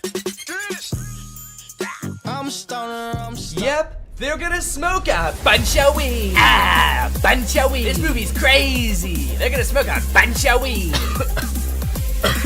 Well, at least this dumbass plan that doesn't make any sense is gonna result in like some crazy shit happening, right? Something funny's bound to happen now, right? Wrong. They just spend like 10 minutes having a boring ass smoke session on the couch. And then one of them tries to talk to a lobster. They really sat around writing this movie and were like, what's the craziest thing that could happen while we're high? And then settled on talking to a lobster. You know, since weed is legalized in a lot of places like California, where they filmed this, I feel like stoner comedies aren't nearly as like interesting or edgy as they used to be. You know, smoking used to be kind of like a fringe culture. It doesn't really feel like this is like, it's like that crazy or funny anymore. This is a scene of 4 adults sitting around a living room and obeying the law. Why did you spell it like that? It's a typo. Oh my god, it was a typo all along? Who would have guessed that? So I guess now the movie can end now, right? The movie can't end now, right? The movie can end now, right? There's 30 minutes left in this movie? What the fuck is gonna happen? What are they gonna do for 30 more minutes? Sit at a diner, apparently. So you're probably wondering how they wrap this whole thing up, huh? MGK missed his audition, he's not getting the role. His girlfriend is pissed off at him. How are they gonna wrap this movie up? Some sort of grand gesture that wins over both the director and the girlfriend? No, obviously not. That would make too much sense. London Clash gets the role because the director happened to see an Instagram live stream where London Clash gets punched in the face by Dennis Rodman, and the director just assumes that London Clash did that because he wanted to like impress him or something. It's a whole other plot line that I didn't really go into in this video, but it doesn't make any sense in the movie either. So he's got the role, now the only thing left is to get the girl, which he does by sending her a text at the diner being like, can we talk? And she's like, sure. And so they're driving to meet each other. He's texting her the whole way. He's texting and driving, and they get into a car crash, and then they are both paralyzed. That face says it all. That just happened. That's the resolution. He almost murders her. Irresponsible. He was texting and driving and he almost murders his girlfriend, and that's how it ends. After the credits roll, there's like a fun little blooper reel where we get to see the actors like messing around and not knowing their lines very well, which would have been a lot more fun if I hadn't felt like I had just watched an hour and a half of exactly that. Well, folks, what do you think? From rapper to pop punk icon to writer, director, and actor extraordinaire, which do you think MGK did best? Leave it in the comments down below. What do you think he'll get up to next? It's anyone's guess at this point. Professional fencer? Or maybe like a chef? He'll start just making food. That might be kind of sick. And you know what? All he would need to get started is HelloFresh, America's #1 meal kit and the sponsor of this video. Guys, I love HelloFresh. They send you fresh, quality produce from the farm to your door in less than a week, so you can savor delicious summer flavors right from home. I love getting a HelloFresh box because you know what it means? It means I don't have to worry about what I'm gonna eat for dinner every night. I'm not gonna find myself driving to some fast food chain to get a quick meal, because I know I've got a quality meal that I can whip up in like 35 minutes right at home. And I know it's gonna be tasty. I know it's gonna be healthy. If you're trying to stick to a particular health goal, HelloFresh has you covered because they have veggie options, fit and wholesome options, and pescatarian options. So HelloFresh fits a variety of lifestyles. Their plans are super flexible. You can pause 1 week if you want to. You can add more food 1 week if you want to. And even if you're on vacation, you can change the delivery address to deliver to your vacation destination. And then you can have home-cooked meals when you're at the family reunion. HelloFresh is the very first carbon-neutral meal kit company, and nearly all of their packaging is recyclable. They help cut down on food waste because they send you pre-portioned ingredients so you're only using what you need. So if you want to check out HelloFresh and have a flavorful summer, then head on over to HelloFresh.com. Use my code TrulyGreg16 for up to 16 free meals and 3 surprise gifts. That's HelloFresh.com. Thanks to HelloFresh for sponsoring this video. Thank you to you guys for checking out HelloFresh. Now I'm going to do the outro of this video. All right, you guys, thank you for watching this video. I hope you enjoyed it. If you're new here and you're not subscribed yet, make sure you subscribe and turn on my notifications to join Greg. Greg is what I call my audience here on YouTube. We're the biggest and happiest family on YouTube. That is a scientific fact. Please do not look it up. Please do not fact check me, because facts don't care about your feelings and I don't care about facts. All right, I'll see you guys next time. Bye. Hello, Greg. Why are movie studios making bad movies on purpose? I swear to God they are. I'm sure most of us by now have seen clips from the new Pinocchio movie. Father, when can I leave to be on my own? And that had me pretty skeptical, honestly. You're trying to tell me they made it and they were like, the main selling point of this movie is that it will be good? No chance. And now I've recently seen people talking about this movie Marmaduke. It's about a cartoon dog voiced by Pete Davidson. It has 0% on Rotten Tomatoes. I've watched it, and it is in fact the worst movie you'll see this year. And it just really seems like they're trying to make bad movies on purpose. This movie is just heinous. It feels like Netflix just like fed an AI a bunch of scripts of bad movies until it spat out Marmaduke. This movie is not good at all. I think it has 0 redeeming qualities, actually. There's nothing good in this movie. I would even give it a negative score if I could. I like that I said that as if there's something stopping me. I'm my own entity. I'm not limited. I don't have a boss telling me I have to give it a positive score. I'm gonna give it a -6 out of 10 movie. Marmaduke was some fucking dog, dude. I don't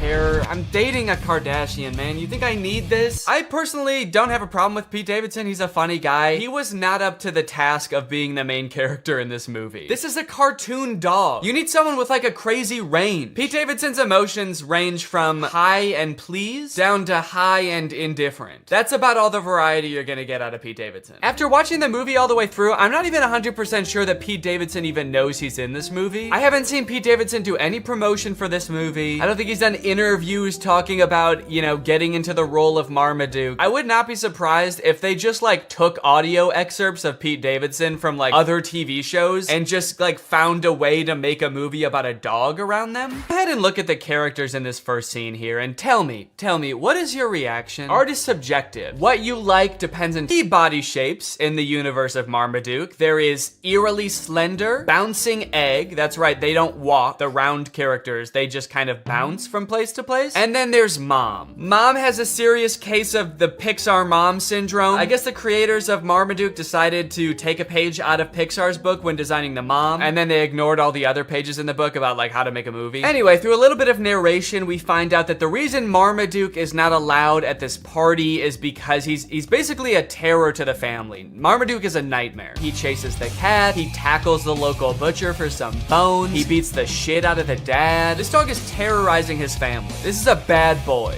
Guy, being like a world famous dog trainer, sees Marmaduke, this poorly behaved monster, and decides, hey, this would be kind of an interesting challenge for me to transform Marmaduke into like because he's like rich and British. And I think that it's the law in cartoons that the bad guy has conversations. So who is speaking the other one's language? Is Marmaduke speaking English? Or is the trainer barking at Marmaduke? Like if you were to walk by the park where Guy is training Marmaduke, is Guy just going like, arr, arr, arr? This movie is completely uninterested in answering this question. It is time for Marmaduke to enter his first dog show. This is where we meet Marmaduke's main competition and basically the villain of the movie, this beautiful dog Zeus. This part is very disturbing. Oh, Marmaduke, you idiot! How are you gonna perform, dude? How are you gonna compete? You can't even walk. This is where the movie gets gross. The sound effects of his like gurgling belly make me want to throw up. Then he somehow becomes skinny by farting once. I guess he farts out all the food in one foul fart. And when I say foul fart, that shit does look foul. When he of his fart gas like envelops the entire crowd, people are screaming. I think he might have killed people, honestly. This is just an awful scene. I don't know why the writers thought that this would be fun. For anyone, even for kids, it's like, is your dog pooping in the wrong spot ever that funny? I don't think I've ever like come home and my dog is like pooped somewhere she wasn't supposed to and been like, that's hilarious. That's actually good one, Sunday. Dude, you fucking killed it. I should be mad, but that's actually mad funny. To be fair, if I did have like a comically big trophy in my house and I came home and the dog had pooped in the trophy, that actually might be kind of funny. But not if she was also like sitting on top of the trophy as like a shriveled up skeleton and my house was full of noxious gas. That was a disgrace. It was getting kind of dark. This is a really somber, like, middle section of a children's movie. He's not a loser! It just turns into Marriage Story. Marmaduke is a Great Dane! Then come to find out that the trainer has actually billed them for all of the training, and it's like a shit ton of money. They go through the list, and it rolls by in this like Star Wars style credit roll, and it's meant to fly by really fast so you can't read anything, but I paused it just to like look through what some of it is. Some of the items on this list are more than the $1 million they would have won at the final dog show. There's things for $29,000, $35,000, $1.4 million. Also kind of a funny detail detail. The writers, I guess, couldn't come up with enough things to make, so if you just play it, you'll see like the same thing worth $1.5 million over and over in this list, and it's like, you couldn't just keep coming up with different numbers at least? Or not, you did just then are like infinitely more impressive than a dog show. At least that's what I thought until we get to the dog show and we see what other dogs do during the talent portion.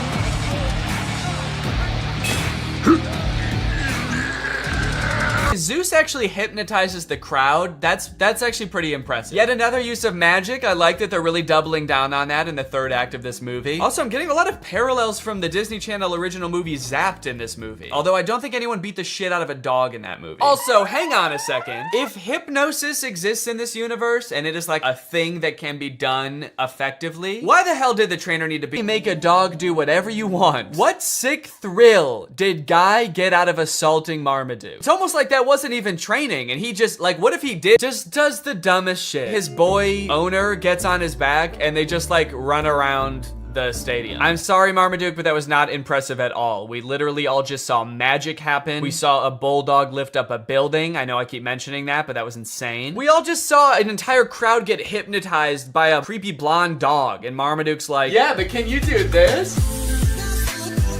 Are you trying to bankrupt your family, Marmaduke? Because that's what's gonna happen if you keep this shit up. Are you trying to destroy your family's lives? You're going to. Keep dicking around on the ground like that with no talent, and you're gonna destroy their lives. It's happened before, it'll happen again. Okay, a little plot twist happens at the end of the dog show. Zeus, the beautiful dog, wins. Obviously, he hypnotized the judges, so we kind of thought that was gonna happen anyway, but it turns out that one of the judges is actually Zeus's trainer in disguise, so he gets disqualified from the talent competition. I kind of feel like it was pretty dumb of him to do that because he had a shot at winning anyway. It's not like he was like a total underdog. Dude was basically an overdog. He was actually bound to win. He hypnotized everybody. There's gonna be an ending song. I don't know, man. You tell us. Hit it. All right, well, yeah, that's Marmaduke. Let me know what you thought, and now it's time to talk about our sponsor. Hello. Guys, did you know in the US it's legal for your internet service provider to sell your data to other companies? They can sell it to ad companies. Heck, they can sell it to whoever they want. This seems pretty screwed up to me. I don't know why this is legal, but what I do know is that Marmaduke is probably responsible. Luckily, today's sponsor, ExpressVPN, puts a stop to this by rerouting 100% of your network traffic through their secure encrypted servers. Those are servers that are both secure and encrypted. ExpressVPN also masks your device's unique IP address, making it much more difficult for like big tech companies or advertisers or really strong dogs from tracking you and matching your activity back to you so they can collect your data. There's a ton of great reasons to use ExpressVPN. You can unblock content that's not... You may have noticed something a little bit different.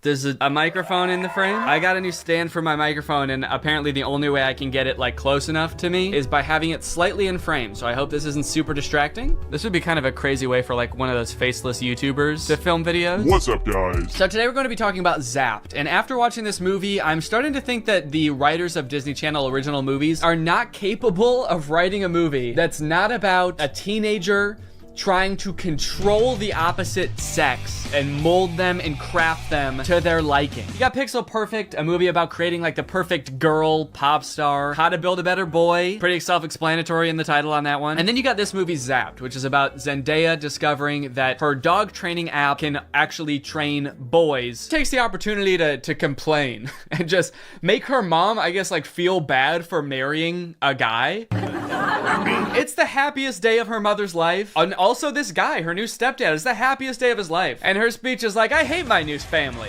my new stinky family. And this wedding will certainly ruin my life. To make matters even worse, towards the end of her speech, like a chocolate fondue fountain all over Zendaya.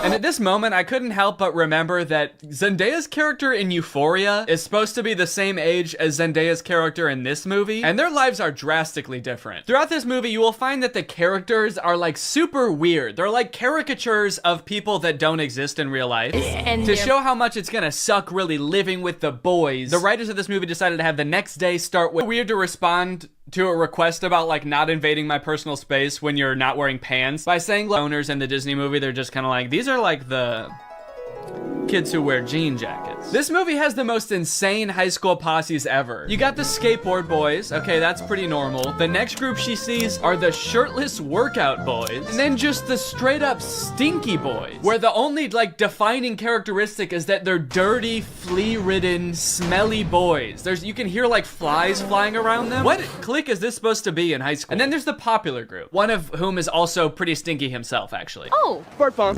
Oh. The movie sort of writes this off as like, well, this is just something boys do, you know? New school, you gotta kind of accept what boys come with it, you know? Boys will be boys. No, that is actually not what boys do.